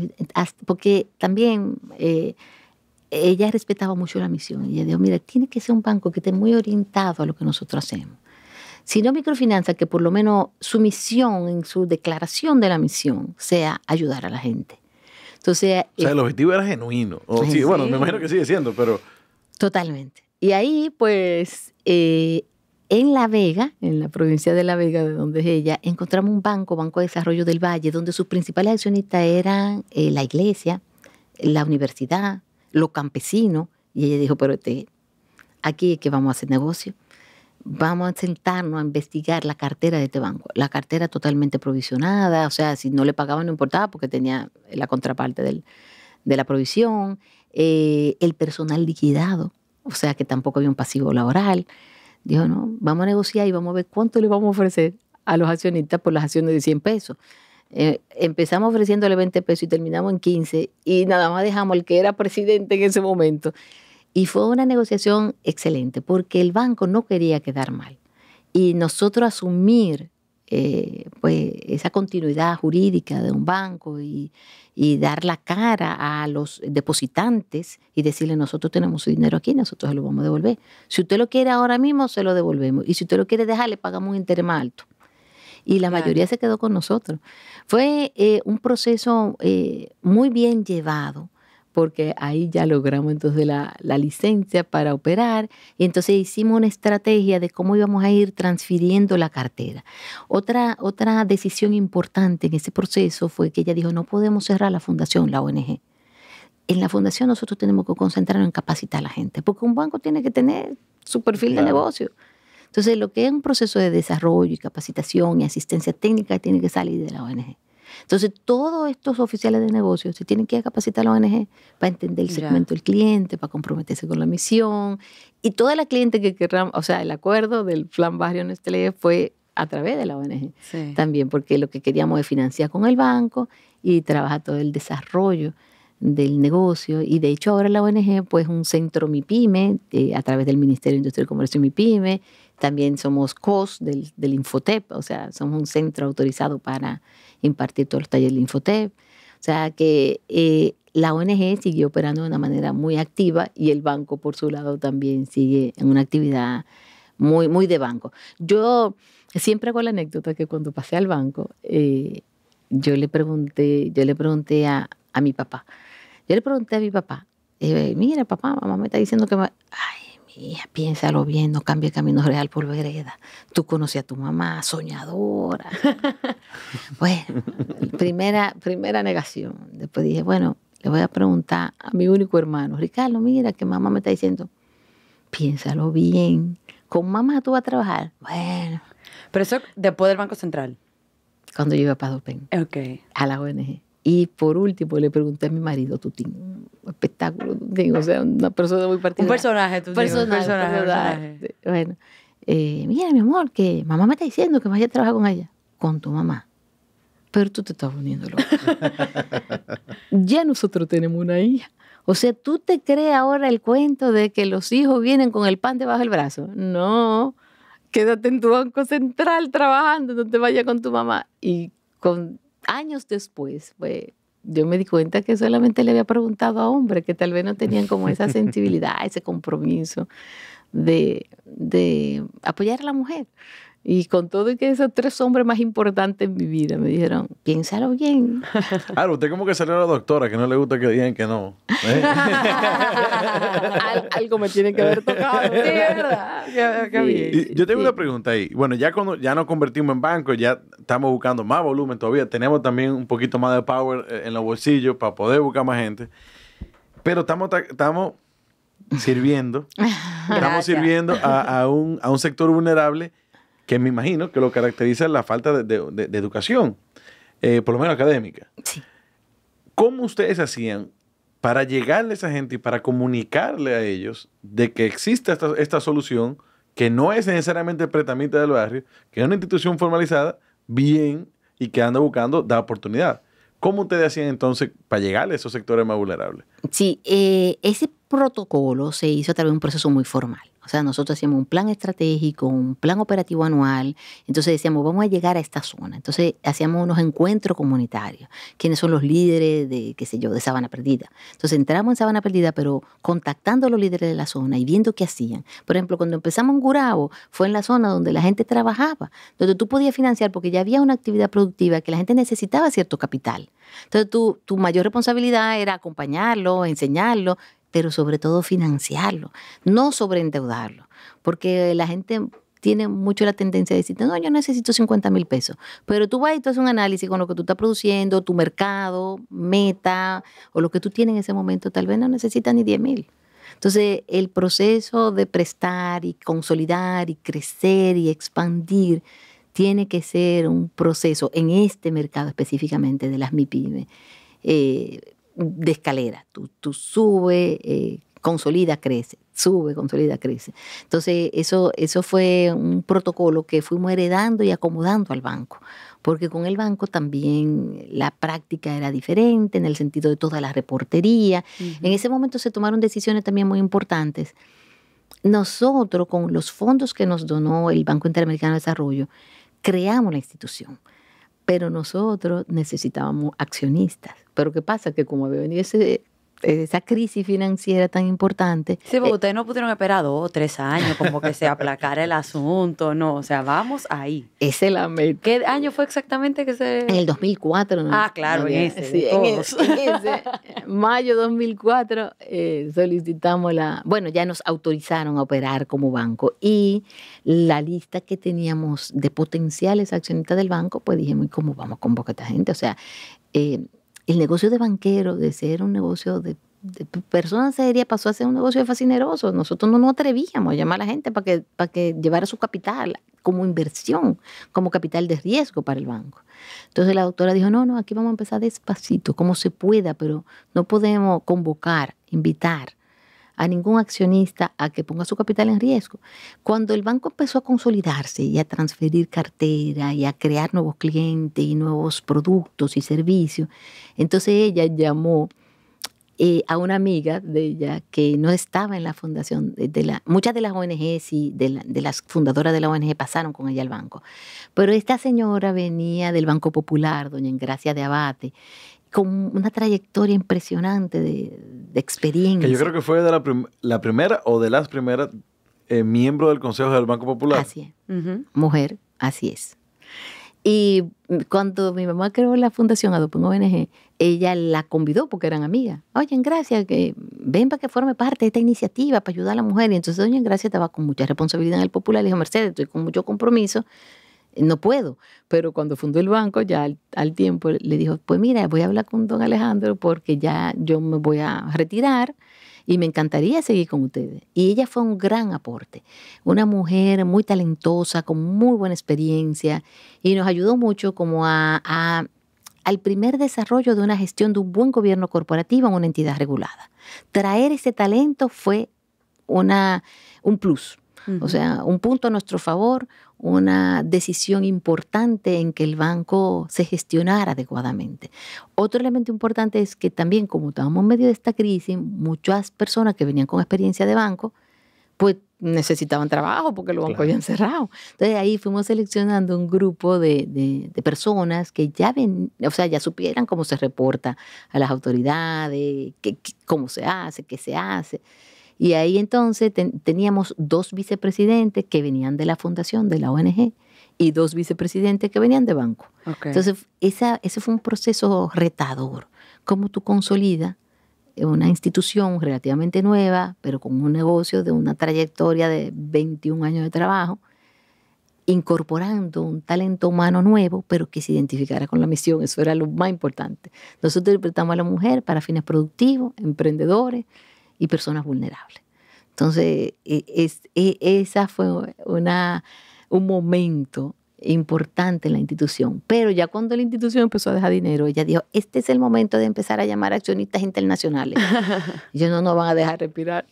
Entonces ahí convocamos al Banco Mundial, a la Corporación Financiera Internacional del Banco Mundial. Fue nuestro primer accionista internacional. Chulísimo. Y ahí, y hago una pregunta que... Bueno, no, dale. No, la mía es más como, ¿qué beneficio? Porque todavía, o sea, entiendo que se hizo el banco, se queda la fundación, me queda clarísimo que el rol de Adopem en general no era solo te presto, sino como tú dijiste, como dijo Javier ahorita, o sea, te enseño a pescar, o sea, te edifico para que ese préstamo pueda después ser más productivo, más grande, etc. ¿Qué beneficio tenía ser banco? Porque ustedes igual estaban cumpliendo la misión y prestando como ONG. ¿Qué beneficio, ya sea para el negocio de Adopem, que ya iba a pasar de una ONG, me imagino que algo ya con fines de lucro, qué beneficio tenía ser banco y también qué beneficio tenía para esa comunidad a la que servían? O sea, ¿por qué pasar a ser banco? Sí, qué bueno que tú me haces esa pregunta, porque yo también pensé lo mismo. Yo dije, pero si nosotros estamos tan cómodos y tan bien como ONG, ¿para qué vamos ahora a meternos en camisa de 11 varas? Si este segmento tal vez no va a estar tan cómodo en tener un banco. El primer beneficio es generar esa formalidad. Como ONG también tiene muchas fragilidades en muchas ocasiones, nosotros porque hemos sido muy exigentes, pero en el tema de gobierno corporativo. En el tema del cumplimiento regulatorio, lavado de activos, gestión integral de riesgo, todos esos componentes para nosotros eran totalmente nuevos. O sea, nunca desde la perspectiva de la fundación de Adopem ONG pensamos en un departamento de cumplimiento, un departamento de lavado de activos, bueno, ahora recientemente el de seguridad cibernética. O sea, todo ese proceso fue un aprendizaje y fue un fortalecimiento. Yo pienso que si en ese momento no hubiésemos tomado la decisión de crear el banco, probablemente la ONG se hubiese quedado detrás. Okay. O sea que, como tú decías, en el momento en que nosotros creamos el banco, aunque conseguimos los fondos para esta otra entidad, ellos no pudieron ejecutar su proyecto porque entendían que la turbulencia del momento no le iba a permitir desarrollar la estrategia del banco. Nosotros la hicimos, creo que salimos muy fortalecidos, porque en el momento en que salimos a buscar ya fondos internacionales, pues ya teníamos 5 años operando. O sea, y fue también un proceso de aprendizaje muy importante, porque cuando tú firmas con estos organismos internacionales, primero, este banquito de este tamaño, microscópico, o sea, y por primera vez el banco, o sea, la Corporación Financiera Internacional invirtiendo en un banco, que era como un estilo de banco de desarrollo, tenían un tope porque ellos no podían tener más del 20% del capital accionario del banco, porque si no, su normativa interna le obligaba a consolidar sus estados. Imagínate tu Banco Mundial consolidando con Banco y el Banco Mundial a través del IFC ya había hecho inversión en República Dominicana. No, fue la primera vez que invirtió en un banco en la República Dominicana. Era tenernos mucha confianza, tal vez, ¿verdad? Yo creo que también fue un proceso de... para nosotros fue complicado, fue complejo. O sea, Uy, te Pero- ponen un contrato y unos abogados que tienen que contratarlo en Estados Unidos. Pero y más que eso, usted tocarle la puerta a ese coloso de decir, mira, estamos aquí, una empresa súper pequeña, una de las corporaciones financieras más grandes del mundo. Así. ¿Y cómo fue ese proceso de, hey, hola, me llamo Adopem? Aquí no lo veían. La doctora otra vez. Ay, sí, para que lo sepa que sí. Yo quiero conocer Sí. esta partecita, porque me imagino que ya a la hora de nosotros convertirnos en banco, de salir a buscar financiamiento en el extranjero, bueno, y este mismo crecimiento que naturalmente ha venido experimentando el banco, en muchas ocasiones, me imagino que en Adopem también, forza a que se desarrolle un gobierno corporativo, cosa que hace una empresa mucho más compleja, una empresa, ojo, compleja en el buen sentido, en el sentido de salvaguardar a los ahorrantes, a aquellos que le estamos financiando, de que se sepa de que atrás de esta estructura operativa hay una estructura estratégica que va moviendo este barco de lado a lado hacia donde debería, entiendo yo, que ir. ¿Cómo fueron entonces ustedes adaptándose de pasar de una ONG a un banco pequeñito, allá entonces decir, espérate, tenemos que sentarnos con, ojo, yo estaba en el celular era viendo quiénes son los miembros. ¿Cómo tenemos que sentarnos y rendirle cuenta a esta persona y también sentarnos a lidiar y tirarla y sacarle estrategia a flote? ¿Cómo fue evolucionando eso? Y cómo ha ido también, me imagino que beneficiando al banco. Espero que lo haya beneficiado. Totalmente, totalmente. Esa primera etapa fue solo. Dijimos, no, tenemos que ir solo cuando salió el banco y fue una estrategia por la condición económica del país, la condición del sector financiero nacional. Entonces dijimos, bueno, ya tenemos este proyecto, estamos embarcados en este compromiso y salimos. Y salimos con una estrategia diferente de adquirir un banco de capitalizado que se identificara con nuestra misión. El siguiente paso, ya cuando el banco se consolidó en términos financieros, que ya entendíamos que podíamos generar dividendo, ahí se tocó la puerta del Banco Mundial. En ese momento fue un protocolo muy complejo, muy difícil. Nosotros no entendíamos el lenguaje de todos los organismos internacionales, o sea, no entendíamos nada. O sea, ¿y de qué usted me está hablando? No, los governance. Abogado de Nueva York. No, y apague ese dinero, no quiere tú sabes, y eso le toca a usted, a nosotros, pero ¿por qué? Pagamos además entre los dos. Nada. O sea, fue un proceso importante porque nos dio, uno de los requerimientos que ellos nos pusieron era tener, precisamente por el tema de gobierno corporativo, un asiento en el Consejo de Administración. Entonces nosotros, sabrá Dios a quién nos van a traer, seguro una persona complicada o tal vez que no hable español. Y nosotros le dijimos una sola exigencia: queremos que sea una mujer. Necesitamos otra mujer en el consejo. Y fue una mujer extraordinaria. Yo pensé que me iban a traer una europea, no sé, de una norteamericana, nicaragüense. Esta señora venía de la escuela del Citibank, había manejado varios bancos en Centroamérica, talentosísima y con un conocimiento actualizado de todo lo que usted se puede imaginar, de la norma de Basilea, pero de la última versión. Y ella nos apoyó mucho en todo el tema de gobierno corporativo, de gestión integral de riesgo, porque venía con principios muy actualizados que nosotros no entendíamos. Entonces ella en el consejo tomaba un rol muy importante, igual que también doña Ingracia, de una perspectiva más de banca local, la misma doctora que venía de banco y también venía la mayoría eran mujeres del área del sector financiero y de la banca del financiamiento de vivienda. Y la relación con el IFC fue más llevadera porque esta señora, al ser latina y venir con tanta experiencia de banco, pues ella nos guiaba. Claro. O sea, decía, mira, esto es que es un cumplimiento, vamos a analizarlo y vamos a evaluar cuándo se vence tal acuerdo que tú tienes que reportar. Imagínate que en el primer contrato decía que nosotros no podíamos financiar bebidas alcohólicas. ¿Qué colmadero, qué colmadito, claro, qué pulpería no tiene una botella de ron en su stock? Dime tú. Entonces, eso era como decir que no podemos financiar colmados. Oye, en este momento yo tengo 12,000 colmados financiados. O sea, por favor, ponme la otra cláusula que no sea esa. O quítale el tema que se financien colmados. O sea, habían temas que tú veías como prácticamente imposible. Claro, de contexto local también. De contexto local. Sí. Entonces, nos apoyó mucho ese proceso. Y el siguiente, luego que ya el el Banco Mundial iba a salir, porque también ellos tienen como una cláusula de salida, el Put Option Agreement, el cual nosotros ni entendíamos que era eso. No, doña, que no vamos, ¿cómo que se van? No ustedes no pueden ir. Sí, nosotros, y eso que ellos prolongaron, de hecho fue la mejor transacción de venta de acciones fuera del mercado de valores que hizo el Banco Mundial en América Latina. Porque ahí entonces empezamos con la doctora a buscar, bueno, tenemos que buscar un socio importante, ahora vamos a ver a quién era parte del capital accionario tenía el Banco Europeo de Inversiones, el Banco Mundial y nosotros. Entonces ya le tocaba. Nadie. Tres gatos. Ahí yo quiero hacer un paréntesis y, bueno, una mini primicia.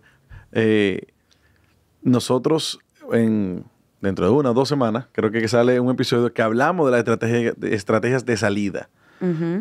Pero qué bien. Y aprovecho simplemente porque los dominicanos y los latinos en general, como en la mayoría de las empresas grandes o las empresas en general son familiares, entendemos que no vamos a morir con la empresa atada a las manos y este es nuestro hijo y no se le puede dar a más nadie. Pero en países desarrollados sí es una de las metas más comunes, el hecho de yo voy a crecer, a desarrollarlo, hasta llegar al punto de venderlo, engordarlo y venderlo. Pero también así hay inversionistas que invierten o compran para eventualmente salir de ese activo. Así es. Y me imagino que por ahí que anda el asunto con el Banco Mundial. Sí, es que es súper interesante, es que ellos entienden que no pueden crear ningún tipo de dependencia con el socio estratégico. Entonces ellos claramente nos dijeron, o sea, nuestro periodo mínimo de estancia de sociedad es tanto, y nuestro periodo máximo es tanto, y cuando ya estábamos por cumplir el periodo máximo, salimos los doctores y yo a buscar socio, inversionista importante.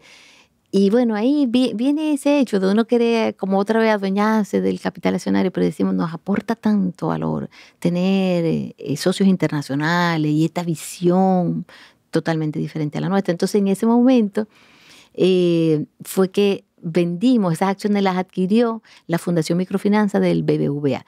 Eso fue año 2011, 2012. Y ese proceso también fue muy importante para nosotros porque el Banco BBVA no tiene banco comercial en República Dominicana.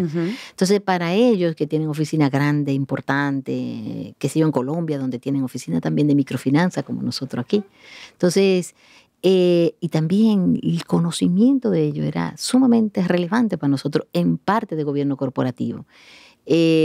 Desde que ellos se hicieron socios, la doctora dejó la presidencia del Consejo de Administración del banco, entró uno de parte de ellos a ser presidente y se estableció todo un código de buen gobierno. Y nosotros no lo entendíamos. Antes, por ejemplo, yo podía ocupar, o ella, la presidencia ejecutiva y la presidencia del Consejo. Entran estos socios estratégicos y dicen, no, es que esto es gobierno corporativo bien llevado. Hay que crear un comité de gobierno corporativo. Entonces, ahora este comité tiene un proceso de evaluación, de idoneidad de los accionistas, de los consejeros, de todo un código de ética, un canal de actitud responsable, o sea, todo un protocolo muy bien llevado, con estándares internacionales que hemos heredado. Y entonces, por ejemplo, nuestros auditores son auditores de primera línea, internacionales, nuestros calificadores de primera línea. Y de hecho, ellos internamente del banco BBVA tienen auditores especializados que nos hacen lo que ellos llaman auditoría colaborativa. Entonces, van supuestamente a ayudar, pero son auditores. Y te van a poner tus notas como si fuera un auditor externo y ayudarte a mejorar en ese proceso. O sea, son auditores consultores. Auditores consultores. Sí. Entonces, en ese momento entran ellos de accionistas y le compraron con muy buena ganancia al Banco Mundial, le compraron al Banco Europeo de Inversiones y bueno, con prospecto de querer comprar todo el que quisiera vender. ¿Y en qué año fue eso? En el 2012. Y hoy en día siguen como sí. O sea, 11 años de relación. De relación. Ahora, interesante el hecho de que esos inversionistas no vienen solamente con capital, vienen también con un know-how, vienen con un conocimiento de estructurar esos gobiernos corporativos, de auditar el mismo gobierno corporativo, sí. Que al final es lo que, en este tipo de instituciones, es lo que probablemente garantice esa sostenibilidad y ese crecimiento. Sí, totalmente. Y la parte de lavado de activos. O sea, para mí fue una experiencia totalmente nueva. No, y seguro ese hecho de que salieron de su zona de confort le ahorró mucho error y mucho tropiezo. Sí. No, y todavía, o sea, yo no le puedo decir de todo el protocolo cómo cambia. O sea, no es un tema. Al principio yo pataleaba y decía que se creen que están colonizando, ¿no? Como los españoles. Entonces otra vez la doctora decía, no, abre la mente, vamos a aprender qué se está haciendo diferente. Pero ¿tú sabes algo que me da risa? Y no sé, me salió ese pensamiento ahora. Que ustedes han buscado socios que hacen con ustedes lo que ustedes hacen con sus clientes. Sí. O sea, socios que cuando ustedes lo salen a buscar no solamente van a darle obviamente el vaqueo a nivel de capital, sino que entrenan, ayudan, crecen, orientan. Y nada, me llamó la atención porque no es un socio silente, o sea, son socios activos que me imagino que son parcialmente responsables del crecimiento que ha tenido el banco Totalmente, hasta ahora. sí. Y por ejemplo, en el caso del Banco Mundial, probablemente yo no, como la transacción fue tan buena y el impacto fue tan alto, entonces ellos se identificaron mucho con la misión. Y yo creo que eso es lo que te enamora. Ujú. O sea, ellos, una reunión mundial del Banco Mundial, nos dijeron, nosotros queremos hacer una labor social y nosotros queremos que ustedes sean nuestros anfitriones en esa labor. Entonces, todos los representantes de todos los países del mundo estaban en República Dominicana y se fueron a reparar una escuela con nosotros. Qué chulo. Entonces eso fue como lo máximo que pasó en ese evento. O sea, se quedó como que de ahí en adelante, yo en cada país donde hacían una reunión querían buscar un socio de esa naturaleza para poder aportar al país también. Entonces yo creo que esa parte de tú sentirte que contribuyes al desarrollo, que apoya a la gente más humilde. Yo decía mucho, mira, esto es como de camiseta y de chaqueta. El día que yo tengo que montarme con un gran empresario local o internacional, fantástico. O con uno de estos socios, fantástico. Pero el día que yo tengo que salir en tenis para la calle, a ver a mi cliente, a hablar con ellos, a entenderlos, a analizar cómo le estamos dando el servicio. Yo recuerdo un día que el actual superintendente fue a Dopem y él en ese momento no era superintendente. Y bueno, estábamos conversando y yo lo voy a despedir ya. Superintendente de banco. De banco, sí, de banco. Y yo lo voy a despedir ya, estoy en plataforma. Y en eso habían varios clientes ahí delante. Y yo saludo a una señora. Hola, doña, ¿cómo está usted? Mire, déjeme presentarle. El señor Alejandro Fernández, que tiene un programa de radio y que además está comprometido, dice ella. Ah, sí, ¿cómo está usted? Probablemente no lo conocía. Y yo, de osada, le digo, mire, ¿y usted tiene alguna recomendación que nos quiera hacer delante de este señor? Dice la señora, claro, ustedes son muy cobrones.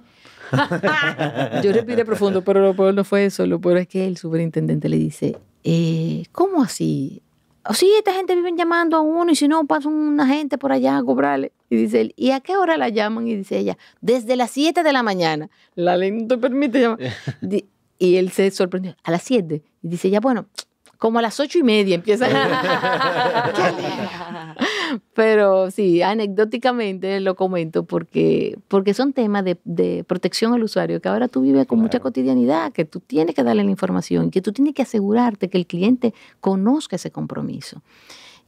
Porque parte de tu responsabilidad no es prestar y cobrar, es también apoyar, desarrollar, inspirar, motivar, gestionar a que ese cliente se vea y tenga esa capacidad de soñar, se vea que sí puede, tú lo puedes lograr. No, buenísimo. Yo creo que, bueno, lo primero que estoy contentísimo, pero nosotros yo creo que no podemos perder la oportunidad de que la doctora está aquí. Entonces, yo me voy a tomar el atrevimiento de invitarla a que se siente aquí en mi asiento. Ay. Primero Bueno, para que me diga que ha sido verdad lo que han dicho. aquí. Que me valide y que me audite este episodio. Venga, doctora. Esto está improvisado aquí, esto no estaba planificado. Sí, pero Espérese que le van a pasar un micrófono. Aquí estamos desbaratando el estudio. Esa parte ya se olvida. ¿Qué fue parte?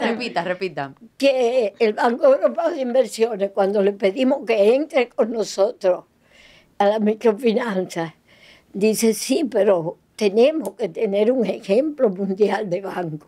Y nos traen la mejor escuela de finanzas, que es la escuela de Frankfurt, a capacitar a Dopem.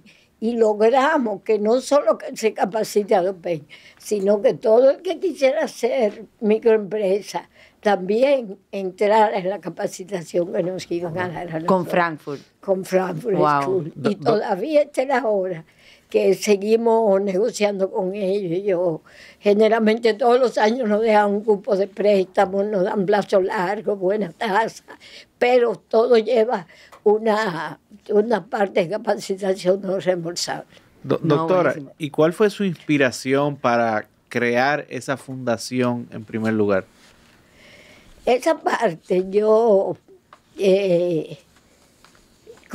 conozco el Banco Mundial de la Mujer. Comienzan aquí la zona franca, ya daba al cárcel, me dice Mercedes. Pero estas mujeres, por primera vez la mujer comienza como a salir de la casa a trabajar. Estas mujeres van a la zona franca, se pasan el día cortando hilos, pegando botones y no saben qué están haciendo. Vamos a hacer una fundación que la eduque y que la enseñe porque ella trabaja y qué hacer con el dinero que se gana. Entonces creada Mujeres Aplicadas a la Industria, que era todo un sistema de capacitar las que trabajaban en zona franca y demás. Entonces, de ahí de eso yo... Naciones Unidas invita a la inauguración del primer Banco Mundial en América Latina, que fue en Colombia, en Cali. Están todos, me invitan, Ada me dice, ven tú que eres que sabe de finanzas. Entonces, cuando están allá, que explican la idea del banco, que solo se había fundado en India, y yo le digo, pero yo en mi país puedo hacer eso. Entonces... pues me dijeron, sí, te mandamos un asesor para que lo haga. Y entonces ahí escribo más o menos un papel diciendo lo que se quería hacer. Un business plan en un papel. En el banco central, en el auditorio, explicando la idea. Y don Efraín Reyes Dulú, que había sido por mucho tiempo abogado del Popular, dice, no, yo le voy a ayudar y lo hacemos. Después pensamos mejor en hacer la ONG, pero ya éramos una afiliada del Banco Mundial de la Mujer, Claro. que fue era una fundación holandesa, pero que financiaba todo el banco con sede en Nueva York para que trabajara en la parte de Latinoamérica, que era más...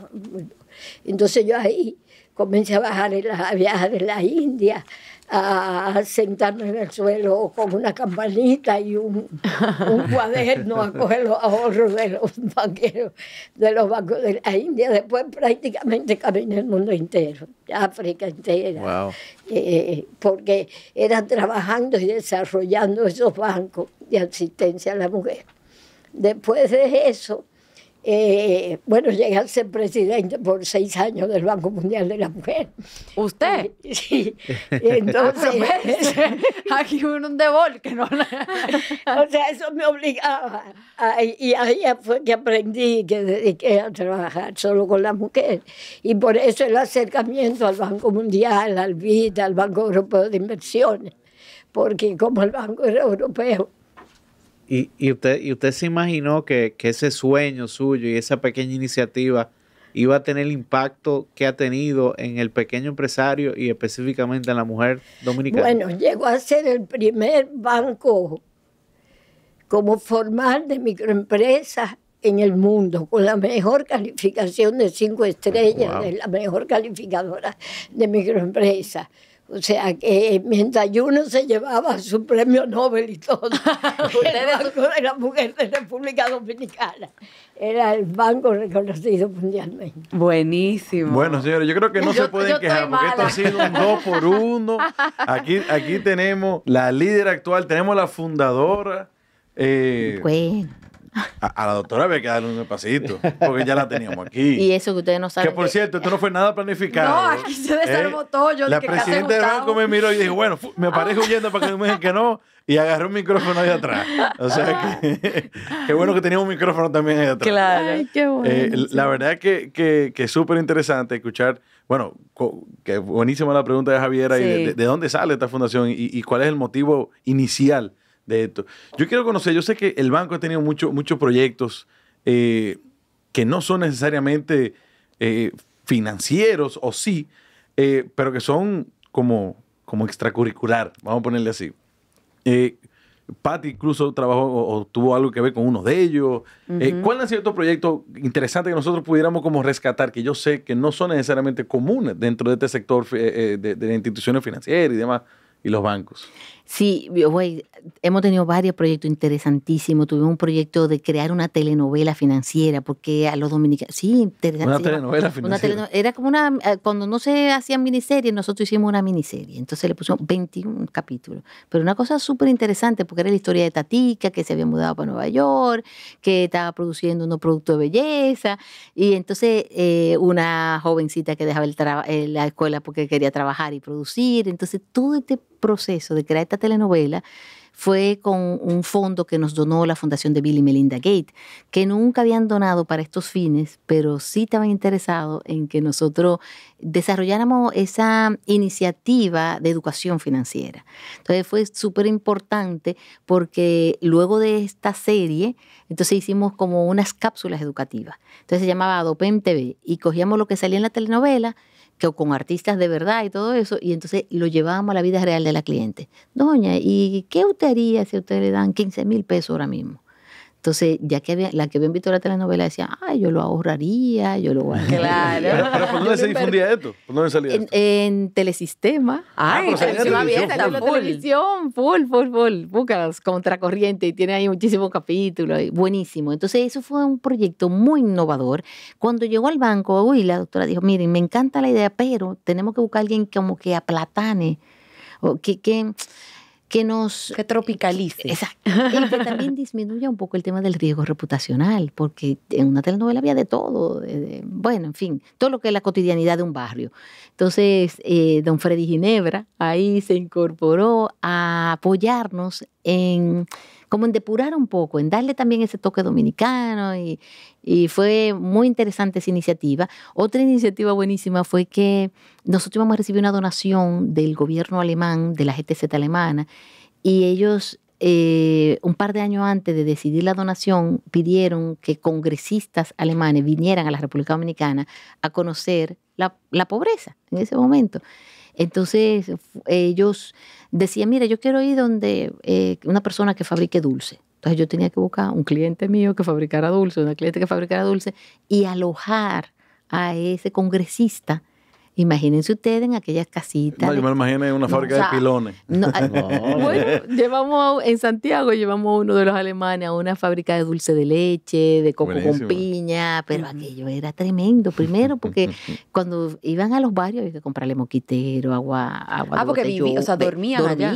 Ah, wow. Entonces la estrategia que hicimos fue de que, bueno, si tú te vas a dormir, y la doctora se fue a Sabana Perdida a dormir con una del banco más importante de... Imagínate ese alemán que lo dejó un Mercedes-Benz en el aeropuerto. A conocer la pobreza. A conocer. Ellos estaban señores, fue una experiencia de vida. O sea, yo no le puedo decir, porque uno de los alemanes se levantaba y abría aquella ventana y entonces oía aquella bachata a las 7 de la mañana. Entonces ya ustedes se pueden imaginar la alegría que él le daba, una música tan viva. Sí. Tropical como la bachata. Y él vivía feliz. Él decía como que este es el paraíso, pero por el otro lado él entendía la dificultad de estudiar, de salud, entonces al final todo este evento de este encuentro terminaba en un encuentro con líder comunitario, con gobierno, con políticas públicas, para nosotros poder hacer incidencia en que se gestionara mejor la posibilidad de que estos bancos fueran de impacto social también.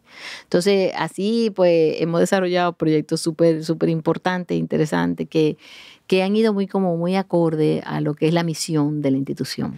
No, a mí eso me llama mucho la atención. Creo que a mí parte de lo que me tiene así como emocionada en el episodio es lo persistente que es la misión en toda esta historia y como en ningún momento, por lo menos coherente. Y coherente, sí. Totalmente, como que no se pierde. A veces uno oye de instituciones que tienen una misión muy clara, pero a veces hacen una movida financiera o un negocio que no por malo, simplemente no va con la misión, pero creo que todo lo que hemos escuchado va muy alineado. Entonces, en ese mismo sentido, yo sí quiero hacer una pregunta un poquito más de Mercedes. Ay. Porque hemos hablado, aquí ¿cómo fue el otro día que tú dijiste en un episodio? Como que aquí la humildad como que se siente. Porque hemos hablado de Adopem, hemos hablado de la doctora, y como de manera muy, muy sutil, al final, o sea, tú tienes cuántos años dirigiendo esta institución y liderándola también, claro, de la mano de la doctora, pero todos estos grandes hitos, señores, aquí estamos hablando de Bill y Melinda Gates, el Banco Mundial, o sea, aquí no estamos hablando de que fulanito, BBVA, o sea, ¿cómo ha sido tu rol como líder también de todo esto, ejecutando todo esto, de traer a todo este equipo, de manejar todos estos cambios? Porque me imagino que cada vez que viene una donación, cada vez que viene un socio nuevo, cada vez que hay uno de estos proyectos, hay un tema de manejo de equipo, de liderazgo y de vender internamente todos estos proyectos. Ahí sí me interesa saber un poquito de Mercedes, la líder de esta institución. Manteniendo los pies en la tierra. Manteniendo los pies en la tierra y en la misión. Porque hasta Gustavo, cuando vio los números a nivel de rentabilidad, pero ¿y a dónde? O sea, ¿por qué no sabemos? Como que Adopem me da que es esta grandísima institución que anda haciendo su trabajo calladita en la sombrita, sin hacer mucha bulla, pero haciendo grandes cambios y teniendo un impacto, mira, Merizo, como siendo efectiva. Increíble, exacto. ¿Cómo ha sido ese rol como líder en todo este proceso? Yo pienso que el liderazgo en Adopem ha sido muy participativo. O sea, tener un equipo extraordinario como el que nosotros tenemos en Adopem ha sido muy valioso, y ese equipo ha sido formado, desarrollado e identificado con la misión. Entonces eso ha sido una parte muy positiva para lograr lo que hemos logrado hasta ahora, tener un equipo muy comprometido, con mucho talento y con ese compromiso de seguirse capacitando. Entonces, recientemente, por ejemplo, tomamos todos los talleres que estaba dando justamente el Banco Mundial a través de un programa que ellos tienen del DigiLab, cogimos también otro del SIGAP, para poder ir transformando a la institución, hacer una institución más automatizada, de retos de transformación digital permanentes en la institución. Y yo, desde una perspectiva profesional, ha sido muy retadora, porque compartir, tener mi familia, mis hijos, pues mis otros roles, y trabajar con la familia. Mi hermano trabaja con nosotros, Ricardo, la doctora, o sea, también tener esa armonía en la institución siempre es un desafío, porque hay que aprovechar el mejor talento de cada uno de nosotros. Ricardo, por ejemplo, es muy negociante, siempre está viendo cómo la fundación, la institución consolida patrimonialmente. La doctora, muy exigente y muy enfocada en la mujer, en el negocio. Y yo siento que mi rol más que nada en la institución ha sido muy de conciliar, muy de generar empatía entre los diferentes colectivos que trabajamos, el cliente, los profesionales, los oficiales de negocio, e ir como gestionando que el talento tenga un resultado que se pueda medir, que se pueda seguir ampliando a nivel no solamente de nosotros, sino que a mí me gusta mucho compartir. Por ejemplo, cuando estaba en otras organizaciones, trabajando, por ejemplo, en el Consejo de Directores de Abancor, de la Asociación de Bancos de Ahorro y Crédito, yo dije, no, es que si nosotros generamos dinero como asociación, nosotros tenemos que aportar a la sociedad. Tenemos que hacer un evento o para escuelita pobre. Ese es el compromiso. Si tú estás en este mundo, tienes que aportar, porque lo rico de esta institución es que hace las dos cosas más maravillosas. O sea, tú haces negocio, producir dinero, pero además tener un impacto social. Eso no tiene precio. Es de verdad una satisfacción muy importante. ¿Y usted cree que el hecho de que ustedes como familia, como empresa, no necesariamente tenían esa tradición de banco y muchas veces cuando uno crece en un negocio o no en un negocio, sino con cierta experiencia, uno tiene ciertos dogmas que te limitan a veces pensar o actuar por creencias y demás? Y yo veo que ustedes han hecho muchas cosas fuera del cajón de lo que de repente haría un banco o industria y muchos firsts. O sea, que la primera inversión del FC, que también que algo nos dijo de las primeras emisiones de deuda subordinadas sí, en el mercado, de las primeras instituciones que atacó eso. ¿Usted cree que ese hecho le ayudó mucho a esta empresa y a ustedes a desafiar ese estándar y ese, o sea, el establishment? Sí, sí, lo totalmente.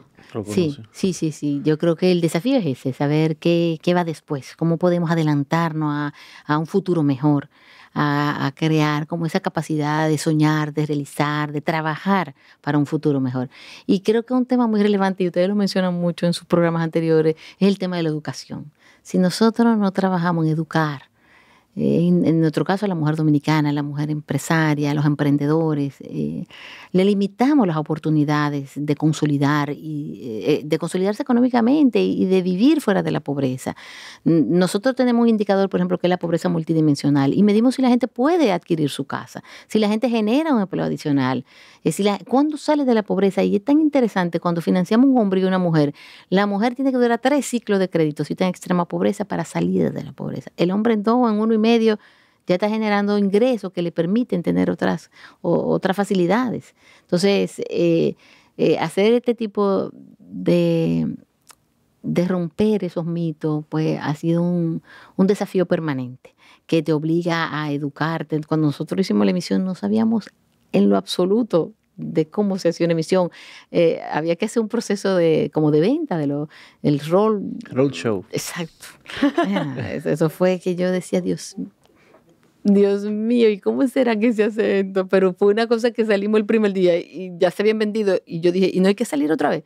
No, ya o sea, ya tenemos el dinero. O sea, que sí, que siempre incursionar en cosas nuevas nos ha traído un valor agregado muy importante para nosotros como entidad y para el público con el que trabajamos. Buenísimo. Yo quiero saber, entonces, ¿qué le falta a Adopem y hacia dónde va Adopem?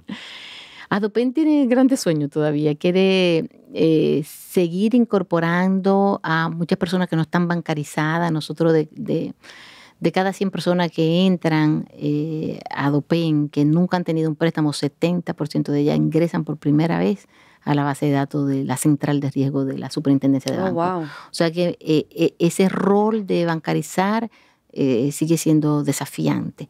El cerrar la brecha digital es un rol sumamente importante, porque no depende solamente de que tú tengas una plataforma amigable o fuerte, robusta para ofrecer al cliente, sino que el cliente tenga el equipo, tenga la red, tenga todas las facilidades y tú le des la confianza para transar y para operar de esa perspectiva. O sea que el tema, el siguiente desafío que estamos viviendo ahora es el tema de cerrar esa brecha digital y que la gente puede transar desde cualquier lugar y que se sienta que lo está haciendo muy efectivo y adecuado a su necesidad.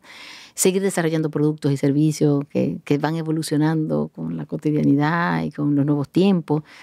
Y no sé hasta dónde, tal vez el gran desafío es cómo nosotros seguir combinando la parte relacional, no tanto presencial, pero sí relacional, de sentir que el cliente está cerca de ti y que el cliente también te siente a ti cerca. Con la parte de inteligencia artificial y digital.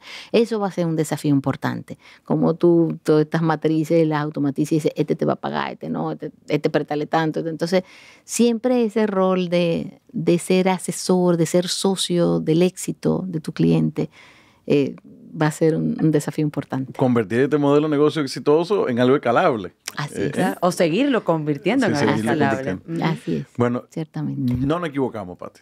No. Al inicio no nos equivocamos. La vibra era de verdad. Era nice. Era de verdad. De verdad que yo llegué contento, me voy contento. De verdad que ha sido un episodio tremendo.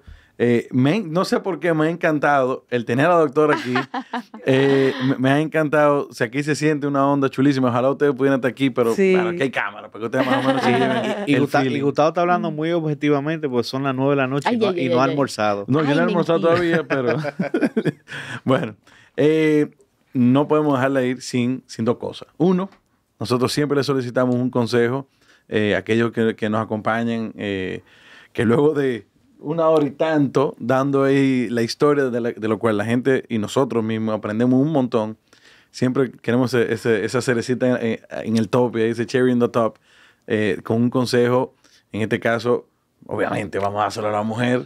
Yo creo que pega mucho dárselo a la mujer o a los emprendedores, pero vamos a hacerlo a la mujer. A la mujer que es fajada, a la mujer que quiere tirar para adelante, a la mujer que a veces le dicen, concho, pero tú te vas a meter en eso y con fulana, con su taneja, cuando quizá hay un instinto superior a esos comentarios ahí dentro. Eso por un lado. Y por el otro, queremos que nos recomiende ya sea un libro, puede ser una serie, puede ser una película, hasta una canción que usted quiera. Pero algo que tenga que ver o con usted o con lo que hace Adopem. Entonces, nada. Ay. El micrófono es suyo.